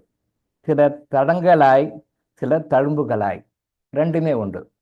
அதாவது இந்த தடங்கல்கள் தடுப்புகள் ஏன் வருதுன்னா பிகாஸ் ஆஃப் அவர் பேட் கர்மா. நம்மளுடைய பேட் கர்மாவால் நம்ம சஃபர் ஆகணும். அந்த சஃபரிங்கை கொடுக்கறதுக்காக தான் அவங்க வராங்க. தடங்கல்களை உருவாக்கிட்டு போகிறாங்க, தழும்புகளை உருவாக்கிட்டு போகிறாங்க. ஆனால் நாம் என்ன பண்ணுறோம், அவங்கள குறை சொல்கிறோம். இந்த உன்னால தான்றோம். அந்த தழும்புகளை ஏற்படுவதற்கும் அந்த தடங்கல்களை ஏற்படுவதற்கும் நம்ம மட்டும்தான் காரணமாக இருக்கிறோம். நம்ம தான் we are creating our own destiny, own fate. அந்த நம்மளுடைய எதிர்காலத்தை, நம்முடைய எதிர்கால வாழ்க்கை, நம்முடைய எதிர்கால சந்ததியினுடைய வாழ்க்கையும் கூட நம்ம தான் நினைக்கிறோம். நம்ம மட்டும்தான், வேற யாருமே கிடையாது. ஸோ அதை வந்து நீங்கள் புரிஞ்சுக்கணும். அப்போ இங்கே நம்ம தடங்கல்களாய் சொல்கிறோம். தடங்களாய் போட்டிருக்காரு சிங்குலரில், நான் புளூரலாகவே சொல்கிறேன். தடங்கல்களாய் வராங்க, தடும்புகளாய் வராங்க, அது உண்மைதான். ஆனால் அதே நேரத்தில் பரிசாவும் வராங்க, நல்லது பண்ணுறதும் வராங்க, நல்லது பண்ணுறதுக்கும் வராங்க. ரெண்டுமே உண்டு. அப்போ நீங்கள் நெகட்டிவாக போட்டிருக்கீங்க, தப்பு இல்லை, இதுவும் நடக்குது. ப்ளஸ் பாசிட்டிவாக நமக்கு வந்து நல்லது பண்ணுறவங்க, நல்ல வழிகாட்டுறவங்க, நமக்கு உதவி செய்யறவங்க, நம்மளோட பிரதிபலன் எதிர்பார்க்காம நம்மளை தூக்கி விடுறவங்களும் கூட இருக்கிறாங்க. அவங்களும் இருக்கிறாங்க. நெகட்டிவும் கொடுக்குறவங்க இருக்காங்க, பாசிட்டிவ் கொடுக்குறவங்க. ஸோ இவங்க தான் யார் வராங்க, நம்மளை காலத்தில் கை தூக்கி விடுறவங்க, நம்மளை பிரதிபலன் எதிர்பார்க்காம நம்மளை தூக்கி விடுறவங்க, ரியலிஸ்டிக்காக அதை ஹெல்ப் பண்ணுறவங்க, மனசில் வந்து உண்மையிலேயே இவங்க நல்லா இருக்கணும்னு நினச்சி நம்மளை ஆத்மார்த்தமாக ஹெல்ப் பண்ணுறவங்க. அந்த வாழ்க்கை நிறைய பேர் பார்த்துருக்கலாம். நம்ம நிறைய பேர் பார்த்துக்கலாம் வாழ்க்கையில். நம்ம எல்லாமே, நான் ஏற்கனவே நிறைய வீடியோவில் சொல்லியிருக்கேன். வாழ்க்கையில் நீங்கள் சொல்கிற, நீங்கள் கேட்டகரி பார்த்தீங்கன்னா நெகட்டிவாக வராங்கன்னு சொல்லியிருக்கீங்க, பாசிட்டிவாகவும் வராங்க. இதுவும் உண்மைதான், 100% கரெக்டு. பாசிட்டிவாகவும் வராங்க. நம்ம பாசிட்டிவ் வரவங்களை பற்றி நிறைய பேர் நினைக்கிறதில்ல. நெகட்டிவ் வரவங்கள அந்த ஊண்டிங் பண்ணிட்டு போயிடறாங்க, அதை நினைக்கிற மாதிரி பண்ணிடுறாங்க, அவ்வளோதான். பட் பாசிட்டிவான பீப்புளும் இருக்காங்க. நீங்கள் ரெண்டாக பிரிச்சிங்கன்னா, நான் ஏற்கனவே வீடியோஸ் சொல்லியிருக்கேன், நிறைய வீடியோஸ் சொல்லியிருக்கேன். நீங்கள் நல்லா பாருங்கள். நீங்கள் பிறந்ததுலேருந்து நம்ம இறக்குற வரைக்கும் நம்ம மனைவி மக்கள் எல்லாருமே கூட 2 ஆஸ்பெக்டில் தான் வருவாங்க. ஒன்று கொடுப்பாங்க, ஒன்று வாங்குவாங்க. இதுவும் பொருந்தும். இப்போ நான் சொல்கிறதும் பொருந்தும், நீங்கள் சொல்கிறதும் கரெக்டு தான். ஒன்று கொடுப்பாங்க, ஒன்று வாங்குவாங்க. நல்லா பாருங்கள். நீங்கள் யாராக இருந்தாலும் உங்கள் வாழ்க்கையில் நீங்கள் பார்க்குறவங்க எல்லாரும், including your wife, your children, your parents, ஒன்று உங்ககிட்ட கொடுக்க வருவாங்க, இல்லை வாங்க வருவாங்க, இல்லை ரெண்டுமே பண்ணியிருப்பாங்க. கொஞ்சம் நல்லா பொறுமையாக உட்காந்து யோசனை பண்ணிப்பாங்க. ஏதாவது ஒன்று கொடுத்துருப்பாங்க, ஏதாவது ஒன்று வாங்கியிருப்பாங்க, இல்லை கொடுக்கல் வாங்கல் ரெண்டுமே இருக்கும். இதுக்கு தான் வராங்க. அதை யார் கொடுக்குறாங்க, எப்படி கொடுக்குறாங்க, எந்த மாதிரி கொடுக்குறாங்க, எதை கொடுக்குறாங்க, எதை வாங்குறாங்க, நல்லது கொடுக்குறாங்களா, கெட்டது கொடுக்குறாங்களா? இப்போ பாருங்க, இது கெட்டது கொடுக்குறாங்கன்னு சொல்றாரு. அப்போ கெட்டது கொடுக்குறாங்கன்னு சரி, நல்லது கொடுக்குறாங்கன்னு சரி, எல்லாமே due to our past life karmas. அடுத்தவங்க நம்ம யாரும் குறை சொல்லக்கூடாது. நம்ம தான் உண்மையான காரணம்ன்றதை புரிஞ்சுக்கணும். ஓகே.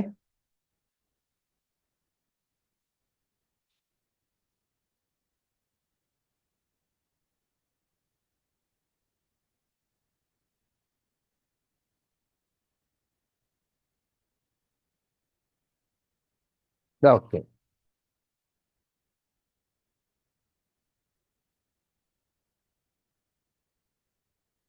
ஒரு செயல் நினைப்பதால் நடக்கிறது என்பதை விட நடப்பதால் தான் நினைக்கிறோம் என்பதே பொருத்தமாக இருக்கும். பொருத்தமே தான் sir. Correct sir, absolutely correct. ஒரு செயல் நினைப்பதால் நடக்கிறது என்பதை விட நடப்பதால் தான் நினைக்கிறோம் என்பதுதான் பொருத்தமா. Correct, absolutely correct. நல்லா செலக்ட் பண்ணி போட்டிருக்கீங்க, ரொம்ப நன்றி. உண்மையிலேயே அது சரியான கருத்து தான். நாம் என்ன நினைக்கிறோமோ அது நடக்கிறதுன்றதை விட நாம் என்ன நடக்க போகுதோ அதுக்கு மாதிரி நாம் நடக்கும். Absolutely correct. இதுதான் நம்ம அடிக்கடி கூட நம்ம வகுப்புகளில் நிறைய சொல்லியிருக்கோம். கேடு வரும் பின்னே மதி கெட்டு வரும் முன்னே, கேடு வரும் பின்னே மதி கெட்டு வரும் முன்னே, யானை வரும் பின்னே மணி ஓசை வரும் முன்னே. நம்ம பல வீடுகளில் பல கிளாஸில் அதை பற்றி சொல்லியிருக்கோம். அதை கரலேட் அப் பண்ணுறோம். இது நமக்கு ஒரு பின்னால் ஒரு நல்லது நடக்கணும் அப்படின்னா அதுக்கு தகுந்த மாதிரி நம்மளையும் அறியாமல் சில விஷயங்களாம் பண்ணிட்டு வருவோம். நம்மளையும் அறியாமல் சில விஷயங்களை பண்ணிட்டு இருப்போம். இந்த பரிகாரங்கள் கூட சில பரிகாரங்கள்லாம் பண்ணோம் அப்படின்னா எந்த அஸ்ட்ராலஜிக்கிட்டே போகாமல், எந்த சாமி விட்டு போய் அர்ச்சகர்கிட்டயோ ஆன்மீகவாதிகிட்டயோ போகாமல் தானாகவே தோணும் அவங்களுக்கு. அதை நல்லது பண்ணிட்டு வருவாங்க. பிகாஸ் பின்னாடி நல்லது நடக்கணும். அதுக்காக அவங்க மைண்ட் அப்படி டியூன் பண்ணி மாற்றி விட்டு விடுவார். ஏதாவது சொல்லுவார். ஒரு ஜோதிடர் சொல்லியோ ஒரு ஆன்மீகவாதி சொல்லியோ ஃபாலோ ஜோதிடவாதிக்கும் சொல்கிறாங்க, ஆன்மீகவாதிக்கும் சொல்கிறாங்க, மற்ற வெல்விஷர்ஸும் சொல்கிறாங்க. பட் இவங்களாம் சொல்லாமையே கூட நான் நிறைய கேஸ் பார்த்துருக்கேன். இவங்க யாரும் ஜோசியர் போய் பார்க்கல, இவங்க யாரும் ஆன்மீகவாதி போய் பார்க்கல, எந்த கோயில் குளத்துக்கும் போகல. பட் அவங்களுக்கா தோணி இருக்கு. அவங்களா தோணி நம்ம என்ன பரிகாரம் பண்ணால் அந்த பிரச்சனை சால்வ் ஆகுமோ அதையெல்லாம் இவங்களே ஏதோ பண்ணியிருக்காங்க. இதான் நம்ம ஃபர்ஸ்ட் கேட்டகரின்னு சொல்லுவோம். நம்ம 4 கேட்டகரியாக பிரிப்போம் இல்லையா? புதுசாக வந்தவங்க தெரியாது, பழையவங்களுக்கெல்லாம் தெரியும். 4 கேட்டகரி பிரிப்போம்னா அதில் ஃபர்ஸ்ட் கேட்டகரி இவங்க தான். அது தானாகவே தோணும் மைண்டில். நல்ல விஷயம். இதே தான் கெட்டதுக்கும். பின்னாடி ஒரு பிரச்சனை வரப்போகுது, கஷ்டத்தை மாட்டணும், கஷ்டப்படணும், லாஸ் ஆகணும், அவசரப்படணும் அப்படின்னும் போது புத்தி மாறிவிடும். அதைத்தான் நம்ம தமிழ் பெரியர்கள் கரெக்டாக சொல்லியிருக்காங்க. கேடு வரும் பின்னே மதி கெட்டு வரும் முன்னே. நம்ம எவ்வளோதான் அலர்ட்டாக இருந்தால் கூட, எவ்வளோதான் விஜிலண்ட்டாக இருந்தால் கூட நம்மளையும் அறியாமல் அது புத்தி மாறிடும். நம்மளையும் அறியாமல் அது புத்தி மாறிடும். அது கரெக்டாக ஏதாவது ஏடாகூடமாக பண்ணி தப்பு பண்ணுவோம். அதனுடைய பின் விளைவுகளாக நம்ம பின்னாடி வாழ்க்கையில் சஃபர் ஆகும். நீங்கள் நம்மளுடைய வாழ்க்கையில் சஃபரிங்க்கு எல்லாமே போய் பாருங்கள். இப்படி தான் எதாவது பண்ணியிருப்போம்.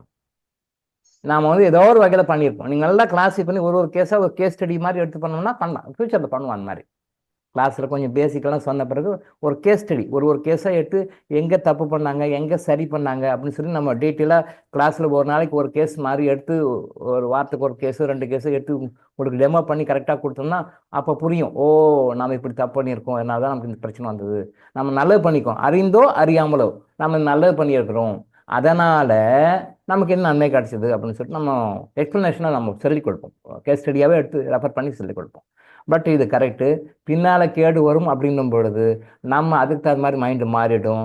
அதுக்கு தகுந்த மாதிரி நம்ம கைடன்ஸ் சொல்லுவாங்க. ஐயவே இது வேணால் அங்கே போகலாம், இது வேணால் இங்கே போகலாம், இது வேணால் அங்கே போகலாம், சரி பண்ணிக்கலாம், இங்கே போகலாம், அவர் போய் பார்க்கலாம், இவர் எனக்கு தெரிஞ்சு அங்கே எப்படா டைரக்ட் பண்ணி மாற்றிடுவாங்க. அது வரைக்கும் ஸ்டாண்டர்டாக கரெக்டாக இருந்தவங்க கொஞ்சத்தில் ஸ்லிப்பாகி புத்தி மாதிரி அங்கே போயிடுவாங்க.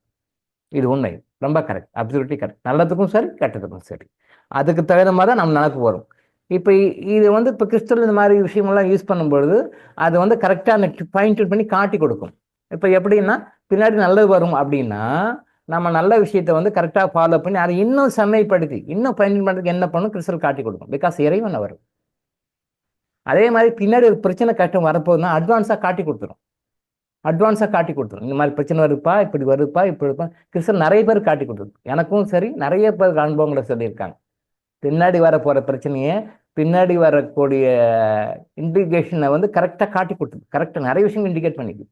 என்னுடைய அனுபவத்தையும் சரி, என்னுடைய குருமார்கள் நிறைய எடுத்துக்காட்டுகள் கொடுத்துருக்காங்க, ப்ரூவ் பண்ணியிருக்காங்க. நிறைய சகோதரிகள் இதை நமக்கு நிறைய பேர் சொல்லியிருக்காங்க. சார் இந்த மாதிரி பின்னாடி பிரச்சனை வரப்போகுது சார், இதெல்லாம் எனக்கு இப்படி காட்டி கொடுத்து சார் அப்படின்னு சொல்லியிருக்காங்க. சரி, ஓகே, இந்த மாதிரி நீங்கள் இந்த மாதிரி கரெக்டாக பண்ணுங்க அப்படின்னு சொல்லி நானும் சொல்லுவேன். பட் கிறிஸ்டலை வழிகாட்டும். நான் தேவையே இல்லை. நான் தான் அடிக்கடி சொன்னேன், டாக்டர் இல்லைம்போது தேவையில்லாத அளவுக்கு உங்களால் டெவலப் பண்ணிக்க முடியும். நீங்கள் அந்த அளவுக்கு யூட்டிலைஸ் பண்ணிக்கிறீங்க பொறுத்து தான். நானே கூடவே கைட் பண்ணணுன்றது அவசியமே கிடையாது. அப்படி நான் எதிர்பார்க்கவும் இல்லை. நீங்களே வரணும்னு தான் நான் எதிர்பார்க்குறேன். நீங்களே வரணும், நீங்களே டெவலப் ஆகிக்கணும். நீங்கள் 4 பேருக்கு ஹெல்ப் பண்ணணும், நீங்கள் 4 பேருக்கு கைட் பண்ணணும், நீங்கள் 4 பேருக்கு ஆலோசிக்கணும். அதை கேட்டு அவங்க நல்லா இருக்கணும். அந்த புண்ணியம் கர்மா உங்களுக்கு வரும், உங்கள் தலைமுறைக்கு வரும். உங்களுடைய தலைமுறைக்கு எத்தனை தலைமுறைங்கன்னா அத்தனை தலைமுறைக்கு வரும். நீங்கள் வேண்டான்னா கூட வரும். நீங்கள் வேணாம் சார், போதும் சார்னா கூட வரும். ஏன்னா குட் கர்மா அது ஆகி ஆகும். உங்கள் கொள்ளு பேரன், எள்ளு பேரன், எத்தனை தலைமுறை அந்த குட் கர்மா வரும், பேட் கர்மா வரும். சரி, அந்த மாதிரி நீங்கள் வாங்க, 4 பேருக்கு ஹெல்ப் பண்ணணும், அதான் புண்ணியமே. நாம் சம்பாதிக்கிறோம், கார் வாங்குறோம், பங்களா வாங்குறோம், எஸ்டேட் வாங்குறோம், வீடு வாங்குறோம், சொத்து நகநட்டு வாங்குறோம், வேறு மற்றவங்க நல்லா இருக்கிறதுக்கு என்ன பண்ணணும்? அதான் இறைக்கட்டளைகள் 14வது இறைக்கட்டளை, சர்வீஸ், டெடிகேட்டட் சர்வீஸ். தான், தன் மனைவி, தன் மக்கள், தன் குடும்பம், தன் சுற்றம்னு இல்லாமல் மற்றவங்களுக்காக, இந்த சமுதாயத்துக்காக, மக்களுக்காக என்ன பண்ணும், அந்த சமுதாயத்துக்காக மக்களுக்காக என்ன பண்ணோம் அப்படின்னு நீங்கள் நினச்சி அது பண்ணிங்களா, ஆட்டோமேட்டிக்காக உங்களுக்கு பேட் கர்மாஸ் போயிடும், குட் கர்மா வரும். நீங்கள் இதை வந்து எத்தனை கோயில்களுக்கு போய், எத்தனை வழிபாட்டு தலங்களுக்கு போய், எந்த மாஸ்க்கு, எந்த சர்ச்சு, எங்கே போனாலும் கிடைக்காத புண்ணியம் இந்த இதில் கிடைக்கும். இது சர்வீஸில் அவ்வளோ விஷயம் இருக்குது. நீங்கள் இது சர்வீஸ் பண்ணால், நான் மெக்கா போனேன், மதீனா போனேன், காசி போனேன், ராமேஸ்வரம் போனேன், நான் ஜெருசலேம் போனேன், எங்கே போனாலும் ஒர்க் அவுட் ஆகாது. இதான் மேட்ரு, புரிஞ்சுக்கணும். Right, thank you. சகோதரருக்கு நல்லா கரெக்டாக போட்டிருக்காரு.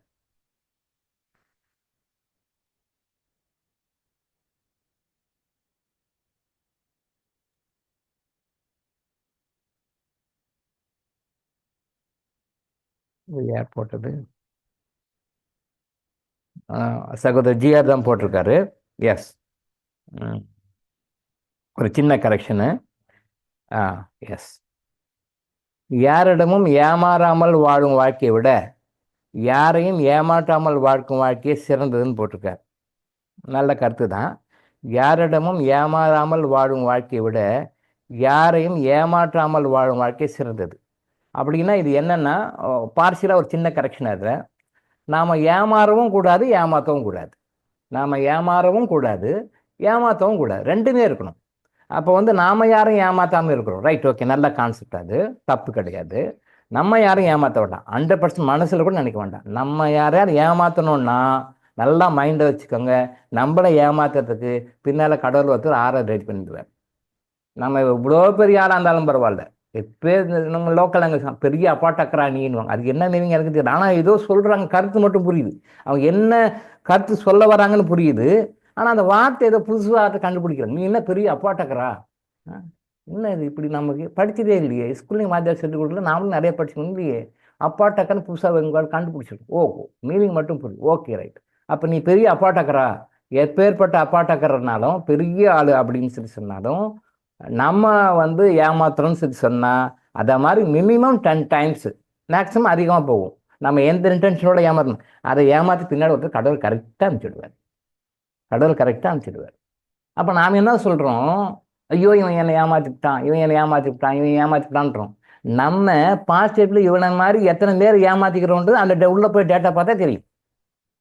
ஜன்னாம்சம், ஐயோ இவன் ஏமாற்றிட்டான் சார், அநியாயம் பண்ணிட்டான் சார், அயோக்கியம் சார், இப்படி பண்ணிட்டான் சார் அப்படின்னு கான்ஸ்டன்ட் எஃபெக்ட். முதல்ல நாம் ஏமாற்றிருக்கிறோம், நம்ம முன்னாடி பாஸ்ட் லைஃப்பில் அவங்க ஏமாற்றிருக்கிறோம், அதெல்லாம் அவங்க வந்து ஏமாற்றி போகிறோம், அவ்வளோதான். ஃபஸ்ட்டு காஸ், அப்புறம் தான் எஃபெக்ட். இப்போ எஃபெக்ட் அப்படின்னா அப்போ நாம் யாருக்கிட்டேயோ ஏமாந்துருக்கிறோம்னா நாம யாரையும் அவங்க ஏமாற்றிருக்கிறோம் 100%. இதில் மாற்று கருத்துலாம் கிடையாது, 100% ப்ரூவ் பண்ண முடியாது, ப்ரூவ் பண்ண முடியும். அதை நீ கொஞ்சம் அனுபவிச்சு பாரு, அது தெரிஞ்சுக்கோ, அந்த வலி வேதனை புரிஞ்சுக்கோன்றதுக்காக நமக்கு அந்த கஷ்டத்தை கொடுக்குறாரு. பட் ஏமாத்தம் தயவுசெய்து நீங்கள் as a karma healing followers வந்து இதுக்கு மேலே நீங்கள் யாரும் ஏமாற்றணும், அவன் என்னை ஏமாட்டான்னு சொல்லாதீங்க. பிகாஸ் நம்ம யாரையும் ஏமாற்றிருக்கிறோம், அதனால் இவன் ஏமாத்துக்கான்னு அண்டர்ஸ்டாண்ட் பண்ணிக்கிட்டு அதுக்கு என்ன ரெமெடி பண்ணணும்னு சொல்லி பார்த்து அதுக்கு ஃபைலுக்கு கமா போடாமல் புதுசாக பண்ணி இந்த லைஃப்பில் அது முடிச்சு கிளியர் பண்ணிடணும். அதுக்கு என்ன உண்டோ ரெமெடி பண்ணணும், அதை கரெக்ட் புதுசாக வச்சுன்னு முடிய கமா போடக்கூடாது, திருப்பி அடுத்த ஜென்மம் கேரி அவுட் பண்ணி கொண்டு போகக்கூடாது. ஸோ இதில் வந்து ஏமாற்றாமல் இருக்கிற ஒன்று, நாமளும் ஏமாறாமல் இருக்கணும். அப்போ நாம் ஏமாறுறோம்னா என்ன அர்த்தம், நம்ம பாசிட்டிவ் இதை பண்ணிக்க நம்மளை வந்து ஏமாற்றி போகிறோம்னு அர்த்தம். பட் கிறிஸ்டலை யூஸ் பண்ணுறவங்களுக்கு ஏமாறாத மாதிரி சில விஷயங்களை இறைவன் காட்டி கொடுத்துருவார், அட்வைஸ் பண்ணி காட்டி கொடுத்துருவார். ஸோ இவன் உன்னை ஏமாற்ற வரான், இவன் இப்படி வரான் அப்படி வரான், கொஞ்சம் உஷாராக இருந்துக்க அப்படின்னு சொல்லி கொஞ்சம் கரெக்டாக காட்டி கொடுப்பார். கிறிஸ்டல் யூசர்ஸ் வந்து பெரும்பாலும் ஏமாறதுக்கு வாய்ப்பே கிடையாது, ஏன்னா பிகாஸ் அட்வான்ஸாக காட்டி கொடுத்துரும். நம்ம என்ன பண்ணுறோம், பாலுன்னு நினச்சிட்டு கல்லை குடிக்கிறோம், கல்லுன்னு நினச்சிட்டு பாலை குடிக்கிறோம். நான் ஏற்கனவே பல வகுப்பில் சொல்லிக்கேன், இதை பற்றி டெமோவும் சொல்லிக்கேன். இது பால், இது நல்லதுன்னு சொல்லி போய் குடிக்கிறோம், அது கல்லாக இருக்கிறது. அது போதை ஏறி மற்றவங்களாம் பார்க்குறவங்களாம் இன்னும் இவன் கல் சாப்பிட்டுட்டு போதை ஏறிட்டு இப்படி இருக்கான், குடிக்காரனா இருக்கான்னு நம்மளை பற்றி கேவலமாக பேசுவாங்க. ஆனால் நீங்கள் கல்லை குடிக்கல, அது பால் நினச்சி குடிச்சிட்டீங்க. ஓ இப்படி அடிபட்டுட்டுமே, என்னடா பண்ணுற, நம்மளெல்லாம் ஊர்லாம் எல்லாம் கண்ணாப்பினா பேச, நம்மள போய் குடிக்காரன்னு சொல்கிறாங்களே அப்படின்னு சொல்லிட்டு இப்படி வரீங்க.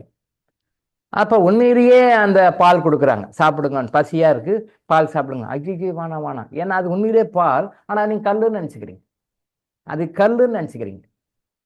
அப்போ அவாய்ட் பண்ணுவீங்க. இப்போ இங்கே எல்லாம் ஆசையா இருக்கு, அதுவும் நமக்கு தான், அதுவும் நமக்கு தான். ஏன்னா உண்மையான பால் உனக்கு பசி நேரம் தேவைப்படுது, நல்ல ஆரோக்கியமான பால், அந்த பாலை கொடுக்குறாங்க. ஐயோ இது ஏற்கனவே அப்படிதான் குடிச்சிட்டு எல்லாம் போதை ஏறி உடறி எல்லாரும் என்ன பேர் கெட்ட பேரை நினச்சிட்டாங்க, எல்லாம் கெட்ட பேரை வந்துச்சு, சொசைட்டியில் என் பேர் ரிப்பேர் ஆகி போச்சு, அதனால வேண்டாம் அப்படின்னு சொல்லி ஒதுக்கிறோம். இங்கே we are also the loser. ஏன் சரியான தெரிவு நம்மக்கிட்ட இல்லை, பாலை கல்லுன்னு நினச்சிடுறோம், கல்லை பாலுன்னு நினச்சிடுறோம். அதனால தான் நம்ம பாதிக்கிறோம். ஸோ இந்த கிறிஸ்டலை பயன்படுத்தும் பொழுது எது பால் எது கல் நம்ம கரெக்டாக காட்டி கொடுக்கும், அட்வான்ஸாக காட்டி கொடுக்கும். நமக்கு யார் நல்லவங்க யார் கெட்டவங்கன்னு காட்டி கொடுக்கும். நம்மளை யார் நல்லா முன்னால் நல்லா பேசிட்டு பின்னால் கழுத்த இருக்கிறாங்க, யார் நம்மக்கிட்ட சிட்டு சிட்டுன்னு முகம் காட்டுறாங்க, கோபமாக இருக்காங்க, உள்ள அவங்க மனசு எவ்வளோ நல்ல மனசாக இருக்குது காட்டி கொடுக்கும், எல்லாரையும் காட்டி கொடுக்கும். த கிறிஸ்டல் இஸ் ஈக்குவல் டு இறைவன், இறைவன் இஸ் ஈக்குவல் டு கிறிஸ்டல். அந்த லாங்குவேஜை நம்ம புரிஞ்சுக்கணும். எப்படி கம்ப்யூட்டருக்கு ஒரு லாங்குவேஜ் இருக்குது, கம்ப்யூட்டர் லாங்குவேஜ் படிக்கிறோம் நம்ம, பிகாஸ் நீங்களும் நானும் பேசுகிற லாங்குவேஜ் வேறு, கம்ப்யூட்டருக்கு ஒரு லாங்குவேஜ் இருக்குது இல்லையா? கம்ப்யூட்டர் லாங்குவேஜ் நம்ம படிக்கிறோம் இல்லையா, கோடிங் டிகோடிங் எல்லாம் படிக்கிறோம். நம்ம தமிழில் பேசுகிறோமா இங்கிலீஷில் பேசுகிறோமா? இல்லை, கம்ப்யூட்டர் லாங்குவேஜில் பேசுகிறோம். அப்போ அது ஆன்சர் எப்படி கொடுக்குது? கம்ப்யூட்டர் லாங்குவேஜில் கொடுக்குது. கம்ப்யூட்டர் லாங்குவேஜில் நீங்கள் ஒரு இன்புட் கொடுக்குறீங்க, கம்ப்யூட்டர் லாங்குவேஜ் அது ஒரு அவுட்புட் கொடுக்குது, எல்லாமே கம்ப்யூட்டர் லாங்குவேஜில் போகுது. அதே மாதிரி நம்ம இந்த கிறிஸ்டல் கிட்ட அது என்ன லாங்குவேஜில் கொடுக்குதுன்னா, அது மைண்டு மூலமாக உணர்வு மூலமாக கொடுக்கிறது, உணர்வு மூலமாக கொடுக்கிறது. கடவுள் வந்து நம்ம எல்லாரும் நினைக்கிறோம் பார்க்கக்கூடியவர், அவர் இப்படி இருப்பார் இப்படி இருப்பார் இப்படி இருப்பார் அப்படி பார்க்கக்கூடியவர் நினச்சிருக்கிறாங்க. கடவுள் பார்க்கப்படக்கூடியவர் இல்லை, கடவுள் உணரப்படக்கூடியவர், கடவுள் உணரப்படக்கூடியவர். அப்போ சகோதரர் ஜிஆருடைய மதர் தமிழ்மணி இல்லையா, அவங்களும் ஒரு கோட் போட்டிருந்தாங்க, கடவுள் வந்து அறியப்படக்கூடியவர் அப்படின்னு சொல்லி டாக்டர் சொல்லியிருக்காரு. எஸ், உண்மை, கடவுள் அறியப்படக்கூடியவர், அறிந்த பிறகு உணரப்படக்கூடியவர். எல்லாருமே நினைக்கிறது வந்து நீங்கள் கரெக்டாக ஃபைண்ட் பண்ணி அம்மா சொல்லியிருந்தாங்க, கடவுள் அறியப்படக்கூடியவர். கரெக்ட், அப்சல்யூட்லி கரெக்ட், கடவுள் அறியப்படக்கூடியவர். அப்போ கடவுள் அறியப்படக்கூடியவர் அப்படின்னா அடுத்தது என்ன? உணரப்படக்கூடியவர். முதல்ல அறியணும், அவர் தான் இவர் தான் கடவுள்னு தெரிஞ்சுக்கணும். அடுத்த ஸ்டெப்பு, அதுக்கு அடுத்த ஸ்டெப்பு இன்னும் ஃபைன் டியூன் பண்ணும்போது உணரப்படக்கூடியவர், கடவுள் வந்து உணரப்படக்கூடியவர். ரியலைஸ் பண்ணணும், நாமளே வந்து சென்ஸ் பண்ணணும், உணரக்கூடிய அவர் தான் கடவுள் ஒழிய நாம் நினைக்கிற மாதிரி. நான் நேற்று கூட சொன்னேன் பார்த்தீங்களா, சிவன் வராரு, மேலே ஏறுறாரு இறங்குறாரு, லெஃப்டில் போகிறாரு ரைட்டில் போகிறாரு, அட்டென்ஷன் நிற்கிறாரு, சாண்டர்ஸ் நிற்கிறாரு, இதை தான் போட்டு வீடியோவில் போட்டு அந்த சிவதாண்டவம் ஸ்தோத்திரத்தை போடுறாங்க. ஓ, பார்க்குற என்ன ஜெனரேஷன் நினச்சி, ஓ இப்படி தான் சிவன் இருப்பார் போல இருக்குப்பா, ஆமாம் ஆமாம் இப்படி தான் இருப்பார், கையில் இப்படி இருப்பார், காலில் இப்படி வச்சுட்டுப்பாரு, தலையில் இப்படி வச்சுருப்பாரு, இப்படி வச்சிருப்பாரு, இப்படி வச்சிருப்பாரு, மலை மேலே ஏறுறாரு, கீழே இறங்குறாரு, இதை பண்ணுறாரு அதை பண்ணுறாரு அப்படின்னு நினச்சிட்டு இருப்பாங்க. மக்களை மேலே மேலே கீழும் மேலே போகிடாமல் அப்படியே வச்சுருப்பாங்க. எப்படி நம்ம அரசியல்வாதிகள் தான் வந்து மக்களை சிந்திக்க விடாமல் வச்சுருப்பாங்க. ஆனால் மீட்டிங்கில் சொல்லுவாங்க, என்ன சொல்லுவாங்க, மக்களே சிந்தியுங்கள் மக்களே சிந்தியுங்கள் அப்படின்னுவாங்க. மக்களே சிந்தியுங்கள்னு சொல்லிட்டு மக்கள் சிந்திக்காதுன்னா இவங்க வேலை ஆகாது, இவங்க பப்பு வேகாது. ஆனால் பேசும்போது பேசுவாங்க, மக்களே சிந்தியுங்கள் மக்களே சிந்தியுங்கள் சொல்லுவாங்க, ஆனால் சிந்திக்க விட மாட்டாங்க. நீங்களும் சிந்திக்க மாட்டீங்க. நீங்கள் சிந்திச்சிங்கன்னா அது ரிசல்ட் வேறு மாதிரி இருக்கும். இப்படிலாம் ஓட்டு போட மாட்டீங்க, இப்படிலாம் எலெக்ஷன் கண்டக்ட் மாட்டீங்க, இப்படிலாம் பண்ண மாட்டீங்க.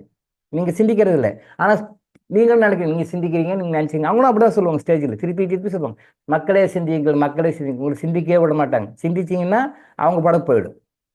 ஆனால் உங்களை சிந்திக்கவே விடாமல் சிந்தியுங்கள் சிந்தியுங்கள் சொல்லுவாங்க. நம்ம மக்கள் அப்படி தான். அதே மாதிரி தான் நம்ம இறைவனை புரிஞ்சுக்கிறதும் அப்படி தான். ஸோ நம்ம வந்து ஏமாறவும் கூடாது, ஏமாற்றவும் கூடாது. ஸோ ஏமாற்ற வேண்டாம், அது நம்ம ஸ்ட்ரெயினாக வச்சுக்கணும். அதை வந்து ரொம்ப வாழ்க்கையில் ரொம்ப ஸ்ட்ரெயின் பண்ணி கற்று ஃபாலோ பண்ண வேண்டியது. இது நடைமுறையில் நம்ம மீட்டிங்கில் பேசணும், நானும் பேசணும், நீங்களும் கேட்டுங்க. பட் நடைமுறை ஃபாலோ பண்ண ரொம்ப கஷ்டம். ஆனால் ஃபாலோ பண்ணணும், ஃபாலோ பண்ண முடியும், ஃபாலோ பண்ண நம்ம நல்லா இருக்கும், கண்டிப்பாக நல்லா இருக்கும். ஸோ யாரும் எந்த காரணத்துலையும் ஏமாற்றக்கூடாது. எவ்வளோ கஷ்டம் வந்தாலும் யாரும் ஏமாற்றக்கூடாது. அதே நேரத்தில் நம்ம ஏமாறாமல் இருக்கிறதுக்கு கடவுளோட நம்ம கனெக்ஷன் பாயிண்ட் ஒன்று வச்சுக்கிட்டோம்னா கரெக்டாக காட்டி கொடுப்பார், நம்மளை வந்து ஏமாறாமல் பார்த்துக்குவார். அப்போ நான் பாஸ்ட் லைஃப்ல ஏமாத்திட்டேன் சார், இப்போ என்ன பண்ணுறது? பாஸ்ட் லைஃப்ல ஏமாத்திட்டால் கூட இந்த பெரிய உங்களை ஏமாறாத மாதிரி பண்ணி அதுக்கு பாசிட்டிவாக ரெமெடி பண்ண வச்சுருவார். அதுதான் இங்கே முக்கியமான நோட் பண்ண விஷயம். அப்போ சார் இப்போ நீங்கள் சொல்கிற மாதிரி உங்கள் கான்செப்ட் படியே வந்தாலும் கூட பழைய பிரிவில் நான் ஏமாற்றிருக்கிறேன், இப்போ வந்து நான் ஏமாந்து தானே ஆகணும். நான் என்னை யாராவது ஏமாற்றுவாங்கள்ல, என்னை ஏமாத்தானே ஆகணும், நானும் ஏமாந்தானே ஆகணும் அப்படின்னு நீங்கள் நினைப்பீங்க. கரெக்டு. பட் இங்கே டிவைன் கிட்ட நம்ம போகும்போது, டிவைன் கிட்ட நம்ம சரண்டர் ஆகும்போது, டிவைன் என்ன பண்ணும்? ஆமாம், நீ ஏமாத்திட்டப்பா, பட் இந்த ஜென்மத்தை உன்னை ஏமாற்றணும். ஆனால் என்ன பண்ணுற, சில ரெமெடிஸ் எல்லாம் பண்ணிடு. இந்த மாதிரி ரெமெடிஸ் எல்லாம் பண்ணி அதை கரெக்ட் பண்ணிட்டீங்கன்னா உன்னை யாரும் ஏமாற்ற மாட்டாங்க. ஏமாறாத அளவுக்கு உன்னை ஃபைன் டியூன் பண்ணி கொடுத்துருங்க. பிகாஸ் அந்த நம்ம ஏமாத்தனால பாதிக்கப்பட்டவங்க அவங்களுடைய பிரச்சனை கஷ்டங்களை எப்படி வந்து நம்ம வந்து ரெமெடிஸ் பண்ணி எப்படி பரிகாரம் பண்ணி சரி பண்ணணும் நாலேஜை நம்ம கொடுப்பார். அந்த நாலேஜை நீங்கள் கிறிஸ்டல் மெடிடேஷன் இருக்கும்போது கொடுப்பார், கிறிஸ்டல் யோகா டைமில் கொடுப்பார். அப்படியே வரும், நீங்கள் நல்லா பண்ணால் தெரியும். கிறிஸ்டல் மெடிடேஷன் டைமில் அப்படியே தாட் ஃபார்ம் உள்ள வரும், அப்சர்வ் பண்ணிக்கணும். கிறிஸ்டல் யோகா டைமில் தாட் ஃபார்ம் உள்ள வரும். நீங்கள் கிறிஸ்டல் யோகா பண்ண டைம் இல்லை, கிறிஸ்டல் மெடிடேஷன் பண்ண டைம் இல்லை, நீங்கள் கிளாஸில் உட்காந்துருக்கீங்க, இப்போ வரும். ஏதோ ஒரு வகையில் என் மூலமாக அந்த ஒரு கருத்து உங்கள் மைண்டில் உள்ளே வந்துடும். ஏதோ ஒரு வகையில் உங்கள் பிரச்சனை நீங்கள் வெளியே வர்றதுக்கு, நீங்கள் யார்கிட்டையும் ஏமாறாமல் இருக்கிறதுக்கு, யாரும் உங்களை சீட் பண்ணாமல் இருக்கிறதுக்கு நீங்கள் என்ன பண்ணணுன்ற விஷயத்த நீங்கள் கேட்டு இப்போ பேசுகிறத கேட்டு உள்வாங்கும் பொழுது ஏதாவது வகையில் எனர்ஜியாக அதை உள்ளே வந்து ஒரு தாட்பாமாக ஒரு எண்ணமாக ஒரு செய்தியாக உங்கள் மனசில் பதிச்சு வச்சிருவார் இறைவன். So crystal meditation is equal to crystal yoga is equal to attending the class in live. Class வந்து நீங்கள் லைவாக அட்டன் பண்ணுறீங்க அப்படின்னும் போதும் உங்களுக்கு அந்த இது வந்துடும். தவிர்க்க முடியாத சூழ்நிலை லைவாக அட்டன் பண்ண முடியலனாலும் நீங்கள் அதர் சோசியல் மீடியாவில் பார்த்தீங்கனாலும் உங்களுக்கு அந்த எனர்ஜி வந்துடும். அந்த உள்வாங்கல் வந்துச்சுன்னா நீங்கள் ஏமாற மாட்டீங்க சார். சரியா? ஸோ நம்ம ஏமாறாமல் இருக்கிறதுக்கும் இறைவன் வழிகாட்டுறான்னு சொல்ல வரேன். இறைவன் சொல்லுகின்ற வழியை புரிந்து கொண்ட அளவுக்கு நாம கொஞ்சம் நம்மளை தகுதிப்படுத்த அளவுக்கு மாற்றிக்கிட்டா போதும். ஓகேவா? Right, thank you.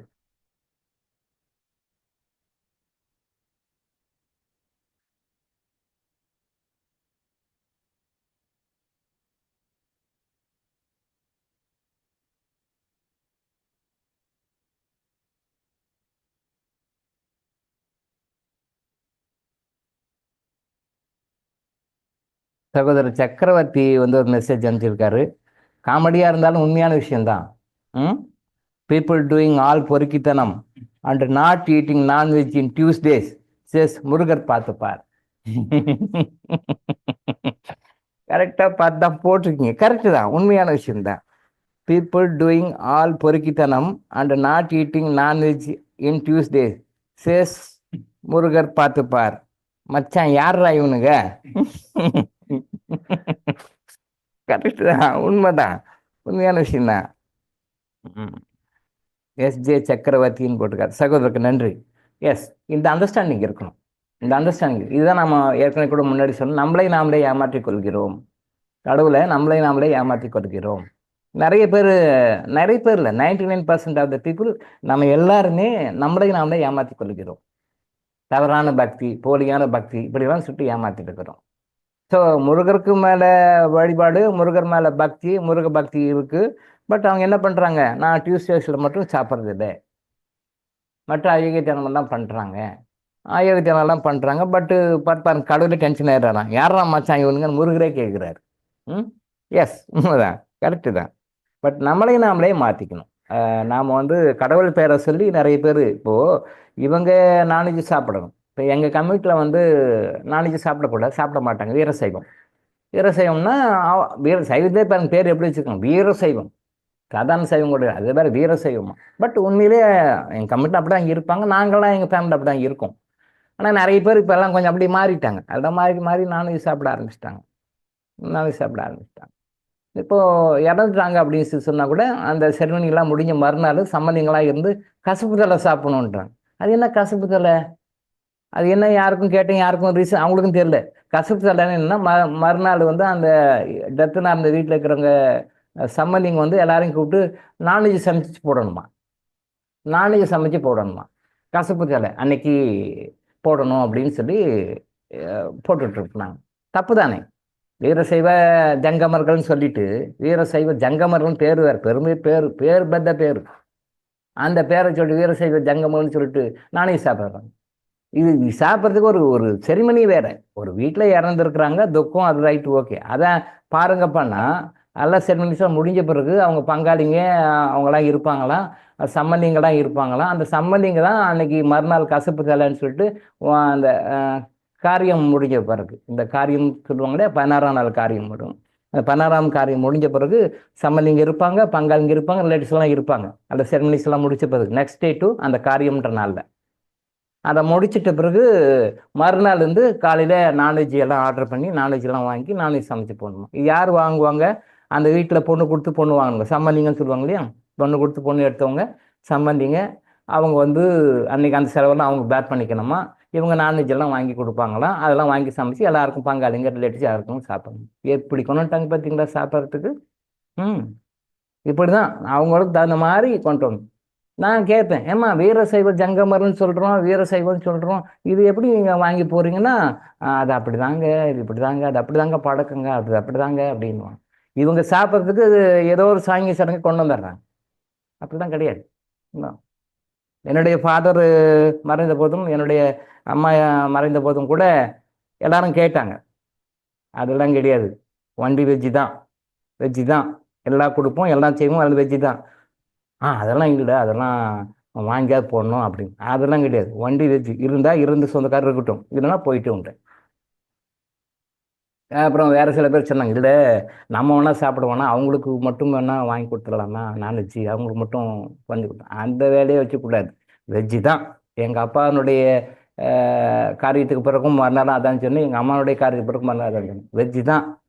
சௌகரியமாக இருந்து அவங்க கும்பிட்டுட்டு சாப்பிட்டு போவாங்க, போட்டோம். இல்லை எங்கள் நான்வெஜ் தான் வேணும்னா வேணாம் நீங்கள் கிளம்ப சொல்லுங்க, அனுப்பிடுங்க, யாரும் தேவையில்லை அப்படின்ட்டு. இன்னும் இவ்வளோ கரெக்ட், அதான் முறை, நம்ம தான் சொல்லணும். இது நம்ம ட்ரெடிஷனல் வந்த சிஸ்டம். எல்லாம் நாக்கு ருசி கண்டுக்குன்னு நான்வெஜ் சாப்பிட்னா அது பேர் கசப்பு தலைங்க. அது கசப்பு தலைனா என்ன மீனிங் யாருக்கும் தெரியல. கசப்பு தலைனா என்ன, what is the meaning for கசப்பு தலை அப்படின்னு கேட்டால் ஒருத்தரும் சொல்லலை, யாருக்கும் தெரியல, பெரியவங்களுக்கும் தெரியல, சின்னவங்களுக்கும் தெரியல, நடுவில் இப்போ ஒரு நம்மள மாதிரி இருக்கிறவங்களும் தெரியல, யாருக்கும் தெரியல. கசப்பு தலைனா என்ன, கசப்பு தலைங்கன்னா இன்னும் மறுநாள் சாப்பிடணும், காரியம் முடிஞ்ச மறுநாள் அந்த வீட்டில் சம்மந்திங்க வந்து வாங்கி கொடுக்கணும். என்னையா அது, அதெல்லாம் முடியாதுன்ட்டேன். ஸோ என்னுடைய அப்பானுடைய சடங்கு அப்பவும் சரி, எங்கள் அம்மாவோட சடங்கு நான் கொடுக்கல. பிடிவாதமாக இருக்காரு. அப்புறம் எல்லாம் ஒழுங்கா வெஜ்ஜு சாப்பிட்டுட்டு அப்புறம் ஏதோ கும்பிட்டுட்டு போனாங்க.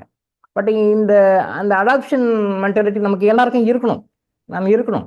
என்னை கன்வின்ஸ் பண்ண பார்த்தாங்க, நான் கன்வின்ஸ் ஆகிறேன். இதுதான் முறை, இதுதான் சிஸ்டம், ஆண்டாண்டு காலமாக வந்ததெல்லாம் இதுதான்.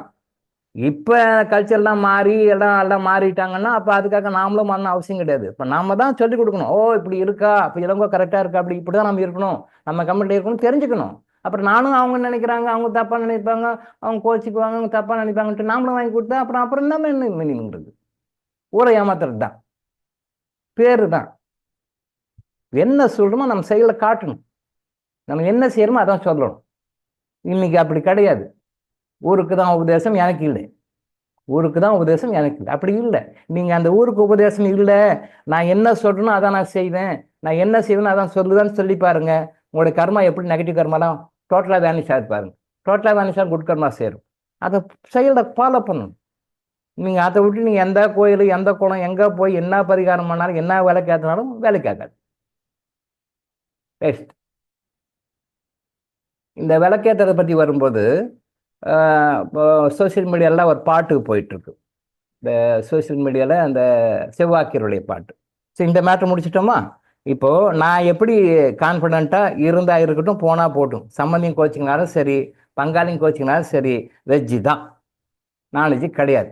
இருக்கிறவங்க இருக்கட்டும், இல்லாதவங்க போயிட்டே இருக்கட்டும். எப்படி ஸ்டபான நின்னணும் அந்த மாதிரி எல்லாரும் நின்னாங்க. ஈவன் எங்கள் கம்யூனிட்டியில் கூட எல்லாரும் நின்னாங்கன்னா அந்த கசப்பு தலைன்ற பேச்சு வருமா? வராது. அது பேச்சே எடுக்க மாட்டாங்க யாரும். அது லூப்போல் கொடுக்கறதுனால சாப்பிட்றாங்க. அப்போ நாம் சாப்பிட்றதுக்கு ஒரு நியாயத்தை கற்பிக்கிறோம். அது எப்படி வீரசைவ ஜங்கம்னு சொல்லிட்டு எல்லாம் ஃபுல்லாக சைவம் சைவம்னு சொல்லிட்டு ஆண்டாண்டு காலத்தாக அங்கே கர்நாடகாவில் வந்து அவர் பேர் நல்ல பேர் பசவர். எஸ், பசவர். தமிழ்நாட்டில் வந்து பெரியார் மாதிரி அங்கே ஆன்மீக பெரியார் பசவர். கர்நாடகாவில் இருக்கிறவங்களுக்கு நிறைய பேர் தெரியும். பசவர் தான் பெரிய ஒரு புரட்சியை பண்ணார், எல்லாம் சைவமாக இருக்கணும்னாரு. இந்த பல கடவுள்களை கும்பிட்றதெல்லாம் விட்டுணும்னு சொன்னார். சிவனை மட்டும்தான் கும்பிடணும், பல கடவுள் வழிபாடெல்லாம் விட்டுணும், ஏதோ ஒரு கடவுள் அவர் கும்பிடணும் அப்படின்னு சொல்லிட்டு பெரிய புரட்சி பண்ணாராம். எனக்கு தெரியாது, எங்கள் மாமா சொல்லியிருக்காரு, எங்களுடைய தாய் மாமா சொல்லியிருக்காரு பசவர் சொல்லிட்டு. அந்த செரிமனிஸ் எல்லாம் கூட அந்த பசவர்னு ஒரு சிலை வைப்பாங்க. எங்கள் கம்யூனிட்டியில் பசவர்னு சொல்லிட்டு ஒரு சிலை வைப்பாங்க. எல்லா சதங்களையும் அந்த பசவர்னு ஒன்று வைப்பாங்க. அவர் கர்நாடகாவில் இருந்தவர், ஒரு ஆன்மீக பெரியார். அவர் பெரிய சமயத்தில் ஒரு பெரிய புரட்சி பண்ணாராம். அது மாதிரி ஆன்மீக எப்படி நம்ம ராமலிங்க அடிகள் பண்ணார் பார்த்தீங்களா, அவர் ஒரு ஆன்மீக பெரியார் தான். ஆன்மீக பெரியார் தான். இப்போ ராமலிங்க அடிகள் வள்ளல் பெருமானை பொறுத்த வரைக்கும் அவர் அந்த பெரியார் இல்லை, இந்த பெரியார் தீக்காக்க பெரியார் இல்லை. அதே மாதிரி வச்சுக்கிட்டோம்னா இவர் பெரிய ஆன்மீக பெரியார். வள்ளல் பெருமான் வந்து பெரிய புரட்சி பண்ணார். சாதாரண புரட்சி, பெரிய புரட்சி, சைலண்டான புரட்சி. ஆனால் அந்த புரட்சிக்கு அவர் பேரில் எவ்வளோ ஆப்போசிஷன் இருந்தது, எவ்வளவு அவர் மேலே வந்து வன்மை இருந்தது, அவர் மேலே வந்து எந்த அளவுக்கு வெறுப்புணர்வு இருந்தது, அதுவும் இருந்தது. அப்பேற்பட்ட மகானையே ஒருத்தர் போய் கோர்ட்டில் நிற்க வச்சிட்டாரே. வாழ்க்கை வரலாறு படிச்சிங்கன்னா தெரியும், வள்ளல் பெருமானுடைய வாழ்க்கை வரலாறு படிச்சிங்கன்னா அப்பேற்பட்ட ஒரு மகானையே வாடிய பெயரை கண்ட போதெல்லாம் வாழ்ந்தவர். அவர் வாடிய பெயரை கண்ட போதெல்லாம் வாழ்ந்தவர். அந்த மகானையே சில காரணங்களுக்காக கோர்ட்டில் போய் நிறுத்தி கேஸ் போட்டு நிற்க வைக்கிறாங்க கோர்ட்டுக்கு. நான் ஏற்கனவே நம்ம வீடியோவில் கூட போட்டிருக்கேன், இதை பற்றி பேசியிருக்கேன் நான். படையவங்களுக்கு தெரியும், பார்த்தவங்களுக்கு தெரியும், பார்க்காதவங்களுக்கு தெரியாது. கோர்ட்டில் போய் நிற்க வைக்கிறாங்க. கோர்ட்டில் போகிறாரு. கோர்ட்டுக்கு போனோடனே அந்த பிராது கொடுத்தவர், கம்ப்ளைண்ட் பண்ணவர், ஜட்ஜு எல்லாருமே இருக்கிறாங்க. இவர் போகிறாரு. ஏன்னா கம்ப்ளைண்ட் கொடுத்தாங்க, இவர் கோர்ட்டுக்கு அட்டன் பண்ணார். போகிறாரு. போனவுடனே எல்லாரும் எழுந்து நிற்கிறாங்க. எல்லாருமே எழுதி நிற்கிறாங்க. ஜட்ஜும் எழுதி நிற்கிறாரு. அந்த கம்ப்ளைண்ட் கொடுத்தவனும் எழுதி நிற்கிறாங்க. எல்லாருமே எழுதி நிற்கிறாங்க. ஏன் எழுதுறோன்னு யாருக்குமே தெரியல. ஏன் எழுதுறோம், எல்லாரும் ஏன் எழுதுறோம்? ஜட்ஜு போய் ஜட்ஜு யார் போனாலும் அவர் நீதிபதி இல்லையா, அவர் வந்து நீதிபதி ஸ்தானத்துக்குன்னா அவர் யார் போனாலும் எழுத மாட்டார். பட் அவரே எழுதுறாரு, எழுந்து கும்பிட்றாரு. எல்லாருமே அப்படியே ஒரு மயக்க நிலை இருக்கிறாங்க, என்னன்னு புரியல. அப்புறம் வந்து அந்த விசாரணை முடிஞ்சு அவர் கிளம்பிட்ட பிறகு அப்புறம் ஜட்ஜு கேட்குறாரு, ஐயா வந்து நீ கம்ப்ளைண்ட் கொடுத்துருக்க, நீ ஏன் எழுந்து நிற்கிற அவர் வரும்போதுன்னு கேட்குறாரு. இவர் கேட்குறாரு, ஐயா நீங்களும் தானே எழுந்தினீங்க, நீங்கள் ஏன் எழுந்தினீங்கன்னு இவர் கேட்குறாரு. கோர்ட்டே எழுந்து நிற்கிது, எல்லாருமே எழுந்து நிற்கிறாங்க, எழுந்து கும்பிட்டு வணக்கம் சொல்கிறாங்க. அப்போ ஜட்ஜு சொல்கிறாரா, எனக்கு ஏன்னு தெரியல, அவரை பார்த்த உடனே கையெடுத்து கும்பிடணும்னு தோணுச்சு, எழுந்து நிற்கணும்னு தோணுச்சு. ஜட்ஜு சொல்கிறாரு, அவரை பார்த்த உடனே எழுந்து நிற்கணும்னு தோணுச்சு, கையெடுத்து கும்பிடணும்னு தோணுச்சு எனக்கு, ஆனால் நான் எழுந்தேன். இவரும் சொல்கிறார், அந்த கம்ப்ளைண்ட் கொடுத்தவரும் சொல்கிறாரு, ஆமாங்க எனக்கும் தெரியலைங்க, ஏதோ நானும் எழுந்து நிற்கணும்னு தோணுச்சு, அவர் கும்பிடணும்னு தோணுச்சு. அப்போ பாருங்கள், கம்ப்ளைண்ட் கொடுத்தவரும் எழுந்து நிற்கிறாரு, வணங்குறாரு. ஜட்ஜி உட்கார்ந்துருக்க வேண்டிய சீட்டில் உட்கார்ந்துருக்க வேண்டியவர் அவரும் எழுந்து நிற்கிறாரு. அதுதான் அவருடைய மகிமை, அதுதான் அவருடைய ஆன்மீக சக்தி. அவருடைய ஆன்மீக சக்தி ஏதோ தெரியாதனமா கம்ப்ளைண்ட் கொடுத்துட்டோம், அப்புறம் ஃபீல் பண்ணார் அவர். ஐயோ இவ்வளோ பெரிய மகான மேலே போய் நான் கம்ப்ளைண்ட் கொடுத்துட்டேனே அப்படி சொல்லி ஃபீல் பண்ணாரு. அப்புறம் அது கேஸ் வேறு மாதிரி போகுது, அது வித்ட்ரா பண்ணிக்கிறாங்க. அப்பேற்பட்ட மகான் மேலே கூட கொடுக்குறாங்க. அந்த ஆன்மீக இறை சக்தி, அவருடைய அந்த கருணை சக்தி வந்து அவங்கள எழுப்பி நிற்குது. ஒரு முறை ஒரு பிரசங்கம் நடக்குது. அவர் வந்து இப்போ நான் எப்படி கிளாஸ் நடத்துறேனோ அதே மாதிரி கிளாஸ் நடத்துவார் அப்பப்போ. அப்படி இப்போ நம்ம வந்து லைவாக டெக்னாலஜியை யூஸ் பண்ணி நீங்கள் எங்கெங்கோ இருக்கிறீங்க, நான் இப்போ கிளாஸ் நடத்திட்டுருக்கேன், நீங்கள் கேட்குறீங்க. அதே மாதிரி அங்கே வந்து அவர் ஒரு ஸ்டேஜில் உட்காந்து சொல்லி கொடுப்பார். சுற்றுவாரத்தில் இருக்கிற மக்கள் எல்லாமே அவர்கிட்ட வருவாங்க, எல்லாரும் வருவாங்க போவாங்க. அது மாதிரி கரெக்டாக ஒரு டைமுக்கு கிளாஸ் ஆரம்பிக்க போகிறாரு, அந்த ஆன்மீக சொற்பொழிவு ஆரம்பிக்க போகிறாரு. அந்த டைமுக்கு அந்த மாட்டு வண்டியில் அந்த பக்கத்துக்கு ஒரு பெரிய ஜமீன்தார், பெரிய கோட்டீஸ்வரர், அவர் அந்த காலத்து கோட்டீஸ்வரர் ஜமீன்தார், வேக வேகமாக வண்டியில், மாட்டு வண்டி தான் அப்போல்லாம், மாட்டு வண்டியில் வராரு. இந்த பிரசங்கம் ஆரம்பிக்கிற டைம் ஆகி போச்சுன்னு சொல்லிட்டு அவங்க கொஞ்சம் லேட் ஆகிடுச்சு போடுறதுக்கு, ரொம்ப வேகமாக அப்படியே ஓடி ஓடி ஓடி வராங்க. வண்டியை அடித்து சாட்டையை அடித்து அந்த மாடு வந்து அப்படியே அப்படியே ரொம்ப டயர்டாக நுரத்தள்ளிக்கிட்டு அப்படியே வந்து இறங்குறாரு. அங்கே எல்லாம் அசம்பிள் ஆகி இருக்கிறாங்க, இவர் உட்காந்துருக்காரு. ஆரம்பிக்க போகிறாங்க, அவர் வந்துட்டார். அப்போது அவர் அந்த ஜமீன்தார் ரொம்ப சந்தோஷம், அப்பா டைமுக்கு வந்துட்டோம்ப்பா, அவர் சுவாமி ஆரம்பிக்கிறதுக்கு முன்னாடி, ராமலிங்க சுவாமி ஆரம்பிக்கிறதுக்கு முன்னாடி நம்ம வந்துட்டோம் அப்படின்னு சொல்லி ஹாப்பியாக இருக்கிறார். வண்டிந்து இறங்குறாரு. அந்த மாடு வந்து ரொம்ப டயர்டாக அப்படி நாக்கு நுரைச்சி, ஏன்னா அடிச்சு வரைக்கும் டைம் போகணும் ரொம்ப அடிச்சு பண்ணிக்கிறாங்க, ரொம்ப ஃபீல் பண்ணி அப்படியே ரொம்ப சுகமாக நிற்குது. இவர் வந்த உடனே ஸ்டேஜ்லேருந்து ராமலிங்க அடிகள் என்ன பண்ணுறாரு, இறங்கி குடுன்னு அங்கே ஓடுறாரு. இப்போ எல்லா மக்களும் என்ன நினைக்கிறாங்க, ஓ ஜமீன்தார் கிட்ட வரவேற்கிறது தான் போகிறாரு, ஜமீன்தார் ஆணை பண்ண தான் போகிறாரு எல்லாரும் நினச்சிக்கிறாங்க. இவர் ஜமீன்தார்கிட்ட போகல, இவர் நேராக அந்த மாட்டுக்கிட்ட போய் மாட்டை கட்டி பிடிச்சிக்கிட்டு மாட்டுக்கிட்ட அழுதுகிட்டு மன்னிப்பு கேட்குறாரு. மாட்டுக்கிட்ட மன்னிப்பு கேட்குறாரு, என்னை மன்னிச்சுக்கோப்பா, நான் ஏதாவது மீட்டிங் நீங்கள் நடத்துகிறேன்னு சொல்கிறேன், நான் அந்த ஆன்மீக சொற்பொழிவு இவர் என்னை பார்க்கறதுக்காக வந்திருக்காரு, வேகமாக வந்துட்டார், உன்னை அடித்து போட்டு ரொம்ப வேகத்துக்கு வந்திருக்காங்க பார், நாக்கில் நுர தள்ளிக்கிட்டு ரொம்ப டயர்டாக இருக்கிற, தயவு செஞ்சு என்னை மன்னிச்சுக்கோ, என்னால் தானே உனக்கு இந்த கஷ்டம், பாருங்க அவரோட கருணையை பாருங்க, என்னால் தானே உனக்கு இந்த கஷ்டம் அப்படின்னு சொல்லி மாட்டுக்கிட்ட மன்னிப்பு கேட்குறாரு, கண்ணீர் மல்க மன்னிப்பு கேட்குறாரு. Great great. நீங்கள் கொஞ்சம் நினச்சி பாருங்க, ஜமீன்தார் வரவேற்க போகல, ஜமீன்தார்கிட்ட போல நேரம் எல்லாரும் தான் நினைக்கிறாங்க, ஓ ஜமீன்தார் பெரிய ஆள் வந்துட்டாரு, அவர் வரைக்கும் போறாரு. இவர் அங்கே போல நேரம் மாட்டுக்கிட்ட போறாரு. அதுகிட்ட கிட்ட போயிட்டு அதை கட்டி பிடிச்சிக்கிட்டு அதுகிட்ட வேண்டுறாரு, மா என்னை மன்னிச்சுக்கோப்பா, தெரியாம நானும் ஏதோ ஆரம்பிச்சிட்டேன், இவரும் வேக வேகமா வந்துட்டாரு, அவரும் நம்ம அந்த வகுப்புக்கு வரணும்னா வேக வேகமா வந்துட்டாரு, நான் அடிச்சு துன்புறுத்தி இருக்காங்க, வேகமா வந்துக்க பாரு, மூச்சு வாங்குது, இறக்குது, நுர தள்ளுது, நான் இந்த கஷ்டத்துக்கு நான் காரணமா இருந்துட்டேன் பாத்தியா, நீ படுற கஷ்டத்துக்கு நான் காரணமா இருக்கேன் பாத்தியா, தயவு செஞ்சு மன்னிச்சுப்பான்னு கண்ணீர் மறுகாட்டுறாரு. கம்பேர் பண்ணி பாருங்க. இந்த மாதிரி ஒரு ஆத்மா உங்களால் பார்க்க முடியுமா லைஃப்ல? இந்த மாதிரி ஒரு ஆத்மாவை கிரேட். இதெல்லாம் நம்ம கத்துக்கணும். இந்த மாதிரி விஷயங்களை நம்ம கத்துக்கணும். ஸோ எவ்வளோ ஒரு அன்போட கருணையோட எப்படிலாம் மக்கள் வாழ்ந்திருக்கிறாங்க. இவங்கிட்ட நம்ம டேக் அவே மெசேஜ் எடுத்துக்கணும். இந்த மெசேஜ் எடுத்துக்கோங்கன்னா அரை ட்ரெஸ் போட்டு ஆடுற நடிகைகள்கிட்டையும் அவங்கள ஆட்டி வைக்கிற நடிகர்கள்கிட்டையும் சினிமாக்காரங்கிட்டையும் போய் அவங்கள காலில் ஒன்று அவங்களுக்கு கோயில் கட்டுறதும் அவங்களுக்கு பாலாபிஷேகம் பண்ணுறதும் அவங்கள பேட்டி எடுக்கிறதும் அவங்கள கிசு கிசு எழுதுறதும், உங்கள் லைஃப்பில் நீங்கள் காதல் அனுபவம் உண்டா, குழந்தை பத்துக்கிற அனுபவம் உண்டா, குழந்தை பத்துக்கிறீங்களா இல்லையா, இப்படி கேட்டு வீணாக எனக்கு சினிமாக்காரங்கிட்ட போய் வேஸ்ட் பண்ணிட்டு கிடக்கும். இந்த மாதிரி விஷயங்களை கற்றுக்கணும். சினிமாக்காரங்கிறது கற்றுக்குறாங்க நிறையா, அவங்ககிட்ட கற்றுக்கிறது இந்த மாதிரி மகான் கிட்ட கற்றுக்கணும். இதுல நம்ம என்ன கற்றுக்கணும்? அந்த மாடு கஷ்டப்படுவதற்கு நாம் காரணமாக இருக்கின்றோம் அப்படின்னு சொல்லி ஃபீல் பண்றாரு. மன்னிப்பு கேட்கிறார் போய். அந்த மாதிரி உணவு நம்ம கிட்ட இருக்கணும். அடுத்த உயிருக்கு தீங்கிழைக்காமல், அடுத்த உயிருக்கு ஒரு கஷ்டம் கொடுக்காம இருந்தாமாடே நம்ம பேட் கர்மாலாம் போயிடும். நீங்க ஒண்ணுமே பண்ண வேண்டாம், விளக்கு கூட ஏற்ற வேண்டாம், எதுவுமே பண்ண வேண்டாம். இதை நீங்க ஃபாலோ பண்ணுங்க லைஃப்ல, தப்பு இல்லை. இதை தான் ஃபாலோ பண்ணணும். இதை விட்டு நம்ம என்னென்னமோ பண்ணிட்டு இருக்கிறோம். ஆன்மீகம்ன்ற பேர்ல என்னென்னமோ பண்ணிட்டு இருக்கிறோம். பேட்டா ஆன்மீகம்ன்றோம். அப்புறம் ஏன் ஆன்மீகத்தை போய் நம்ம கஷ்டம் போல அடுத்த உயிருக்கு ஒரு சின்ன கஷ்டம் கூட கொடுக்க கூடாது. அடுத்த உயிருக்கு ஒரு சின்ன கஷ்டம் கூட கொடுக்க கூடாது. அதுக்கு நாம காரணமா இருக்கக்கூடாது. அவரை போய் கேட்கலாம், யாரா கேட்க போறாங்களா? ஏன் சுவாமி நீங்க போய் மாட்டுக்கிட்டு மன்னிப்பு யாரா போய் கேட்க போறாங்களா? இல்லை, அவர் ஓடி போய் கட்டி பிடிச்சி மன்னிப்பு கேட்கிறார். கண்ட தண்ணி வருது அவருக்கு. அழுது வர மன்னிப்பு, நீ இப்படி கஷ்டப்படுறதுக்கு நான் ஒரு காரணமாக இருந்து விட்டேன், நீ இப்படி கஷ்டப்படுவதற்கு நான் ஒரு காரணமாக, நீ ஏன் ஓட்டின்னு வந்து ஜமீன்தார்கிட்ட கேட்கல, நீ இப்படி கஷ்டப்படுவதற்கு நான் ஒரு காரணமாக இருந்தேன், என்ன மன்னிச்சிடுன்னு கேட்கிறார். கிரேட்.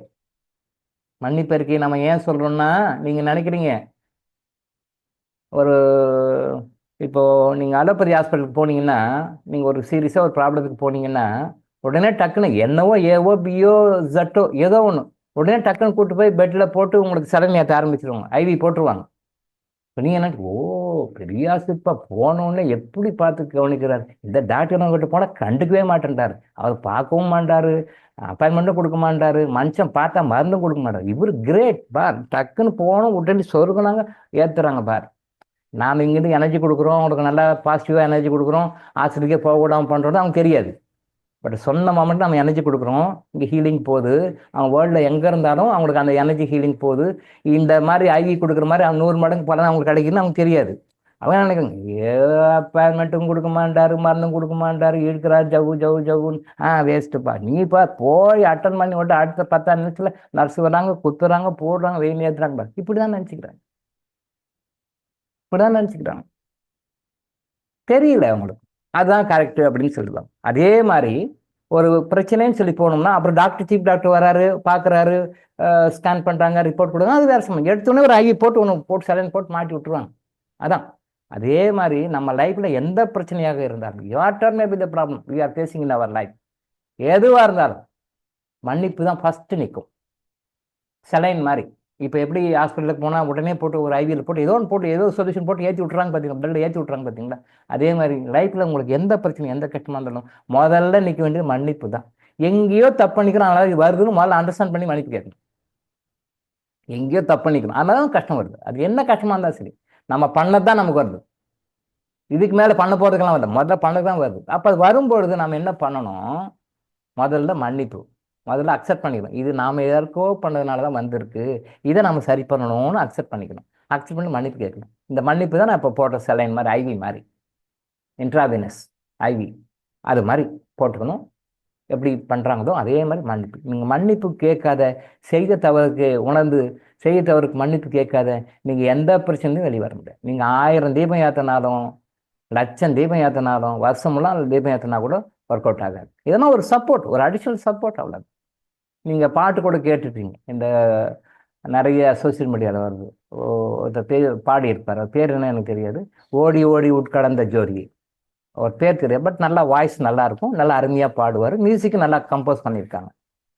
ஓடி ஓடி உட்கடந்த ஜோதியை நாடி நாடி நாட்கள் ஆன மாதிரி அது வரும். அந்த சிவாக்கியர் பாட்டு, சிவாக்கியர் சித்தருடைய பாட்டு அது.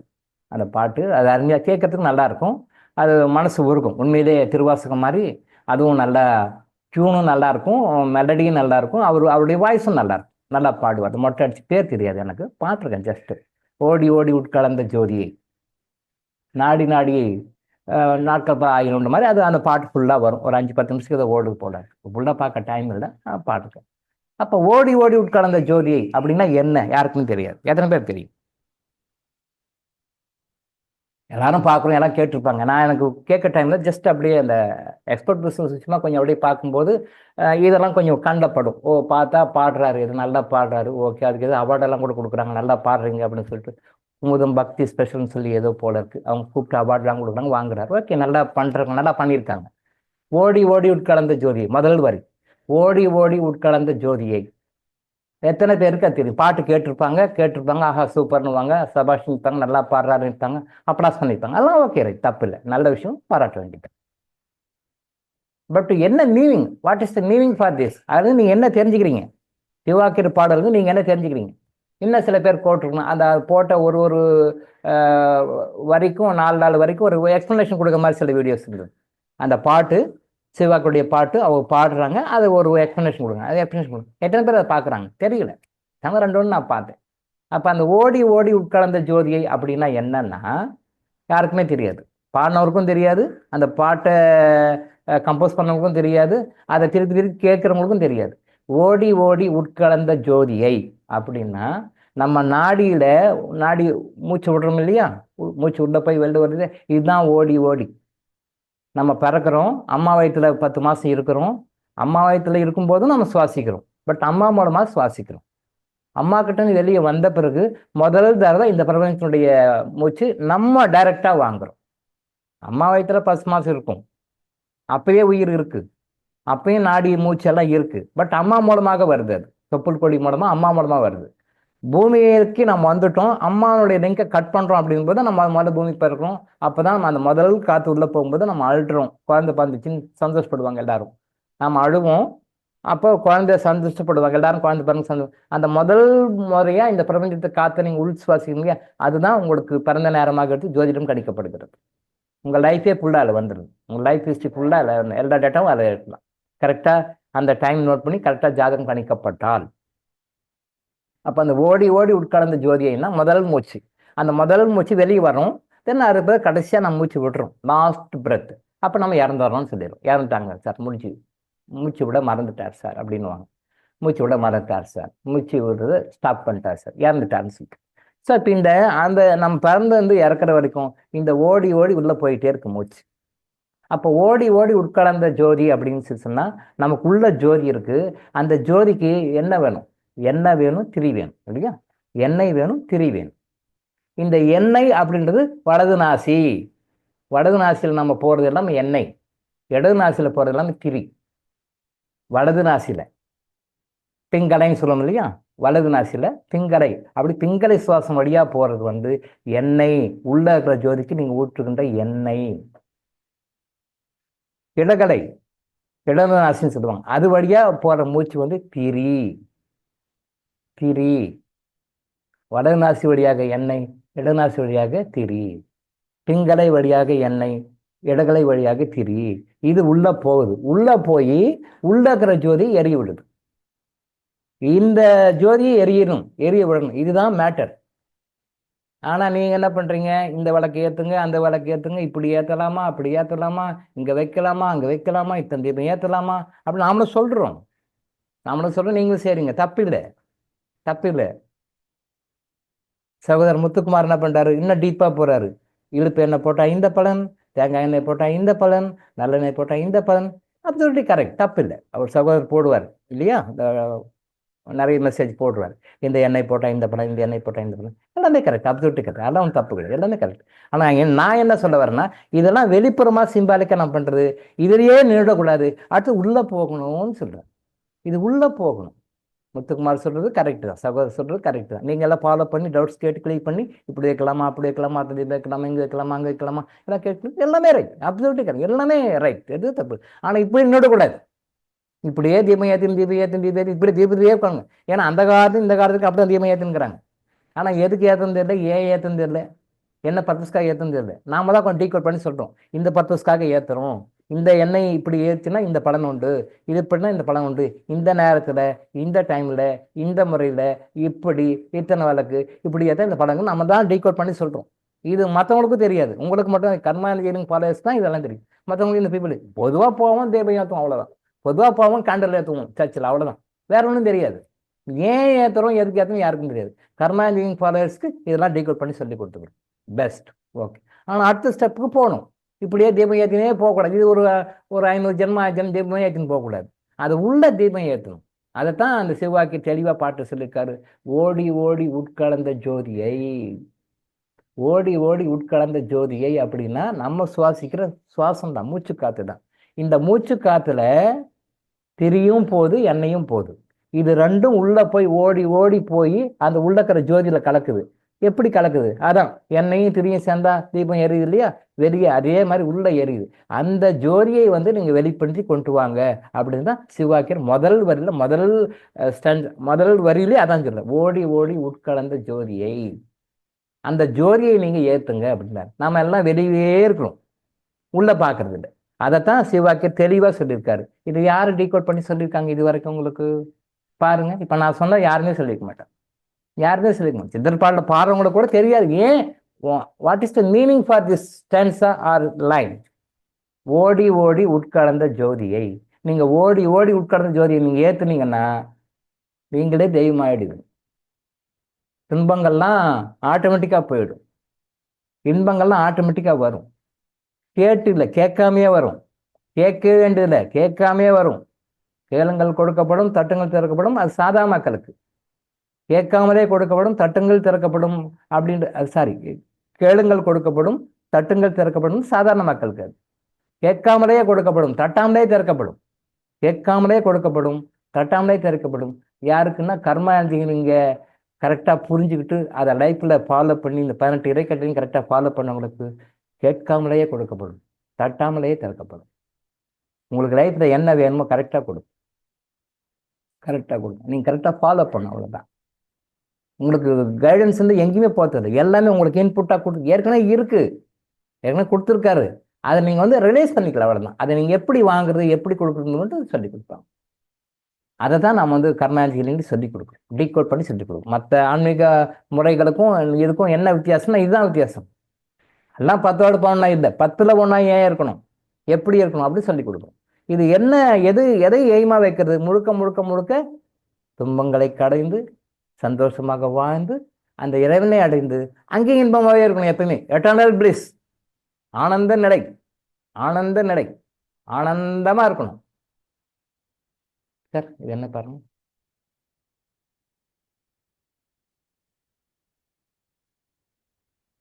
ஆனந்தமாக இருக்கணும். எப்பயுமே கடவுள் ஆனந்தமா இருக்கணும் எல்லாரையும் நினைக்கிறார். எல்லாருமே ஆனந்தமா இருக்கணும், எல்லாம் எப்பவுமே சந்தோஷமா இருக்கும், அப்படிதான் நினைக்கிறார். ஆனா சமுதாயம் இப்படி கஷ்டப்படுறது நம்மளுடைய அறியாமையினால தான் கஷ்டப்படுறாரு. நீங்க பேரண்ட்ஸ் எவ்வளவு கஷ்டப்பட்டாலும், எவ்வளவு பிரச்சனை இருந்தாலும், உங்க கஷ்டம் எப்படி இருந்தாலும் நம்ம குழந்தைங்க நல்லா இருக்கும்னு நினைக்கிறீங்களா இல்லையா? நம்ம குழந்தைங்க நல்லா இருக்கும், நம்ம கஷ்டம் நம்மளோட போய் தொலைட்டோம், நம்ம பிள்ளைங்க நல்லா இருக்கும்னு நினைக்கிறோம். நம்ம பிள்ளைங்க நல்லா இருக்கணும் தப்பா வளர்த்தணும், அது வேற சமாச்சாரம், அதை பத்தி வரும் வகுப்புகளை படிக்கும். நாம நல்லா இருக்கணும் நினைக்கிறோம், நம்ம பிள்ளைகள் ரொம்ப ரொம்ப நல்லா இருக்கணும், நம்மளை விட நம்ம எப்படி போனாலும் பரவாயில்ல. இப்போ நம்ம குழந்தைங்க நல்லா இருக்கணும்னு நினைக்க டெடிகேட் பண்ணுறோம். ஆனால் நம்ம குழந்தைங்க நல்லா இருக்கணும்னு நினச்சி நம்ம தப்பாக வளர்க்கணும். அதை பற்றி நம்ம தனியாக வகுப்பில் எடுப்போம், அது எடுத்த ஒரு 10 வகுப்பு மேலே போகும்போது எடுப்போம், தேவை, அது வாழ்க்கைக்கு தேவை. அப்போது நாம் நல்லா இருக்கணும்னு இருந்தாலும் நம்மளை கூட விட்டுருப்பா, நம்ம வாரிசுகள் குழந்தைங்க பேரன் பேத்திங்க பிள்ளைங்க நல்லா இருக்கணும்னு நினைக்கிற மாதிரி நம்மளை படுத்த கடவுளும் அப்படி தான் நினைக்கிறாரு. அவர் நம்மளை கஷ்டப்படுத்தணும், துன்பப்படணும், வேதனைப்படணும், வலி வேதனையோடு இருக்கணும்னு நினைக்கவே இல்லை. அவர் நல்லா இருக்கணும் தான் நினைக்கிறாரு. சாதாரண மக்களாகிய நாமளே நம்ம பெற்ற பிள்ளைகள் நம்முடைய வாரிசுகள் நல்லா இருக்கணும்னு நினைக்கும் போது, அவர் பெற்ற பிள்ளைகள் அவருடைய வாரிசுகளாகிய நம்ம, இறைவனுடைய வாரிசுகளாக நம்ம கற்றுக்கணும்னு நினைப்பாரா? கொஞ்சம் திங்க் பண்ணி பாருங்க, கொஞ்சம் திங்க் பண்ணி இல்லை. அப்போ why we are suffering in our life? Because of our ignorance. Because of our ignorance. நம்முடைய அறியாமையால கஷ்டப்படுவோம். அந்த அறியாமை போக்கத்தான் டாக்டர் வாய்ஸ் ஹாஸ்பிட்டல் மூலமாக, கர்மா ஹீலிங் மூலமாக உங்களுக்கு நிறைய விஷயங்கள் சொல்லிக் கொடுக்குறோம். உள்வாங்கிங்க, சந்தோஷமா இருங்க. Okay, right. நம்ம இதோட முடிச்சுக்கலாம். நாளை நாம் மீண்டும் சந்திப்போம். நன்றி, வணக்கம். வணக்கம்.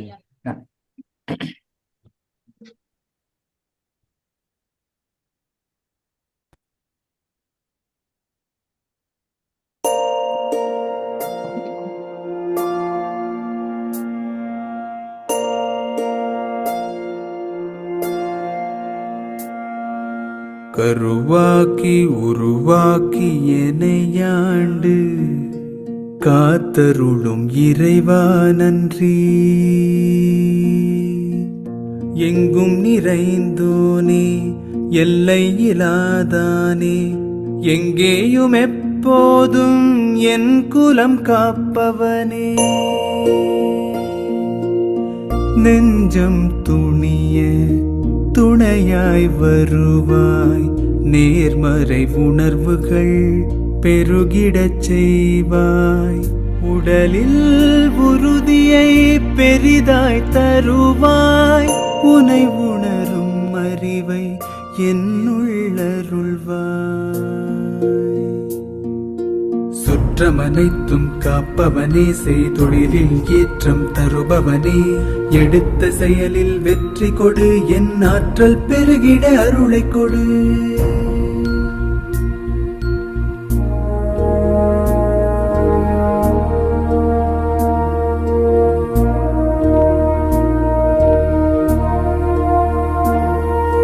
கருவாக்கி உருவாக்கி எனையாண்டு காத்தருளும் இறைவா நன்றி. வல்லமை தந்து நீ வளர்ச்சி கொடு, அகத்திலும் புறத்திலும் மலர்ச்சி கொடு. வளர்ச்சி கொடு, மலர்ச்சி கொடு, வளர்ச்சி கொடு, மலர்ச்சி கொடு.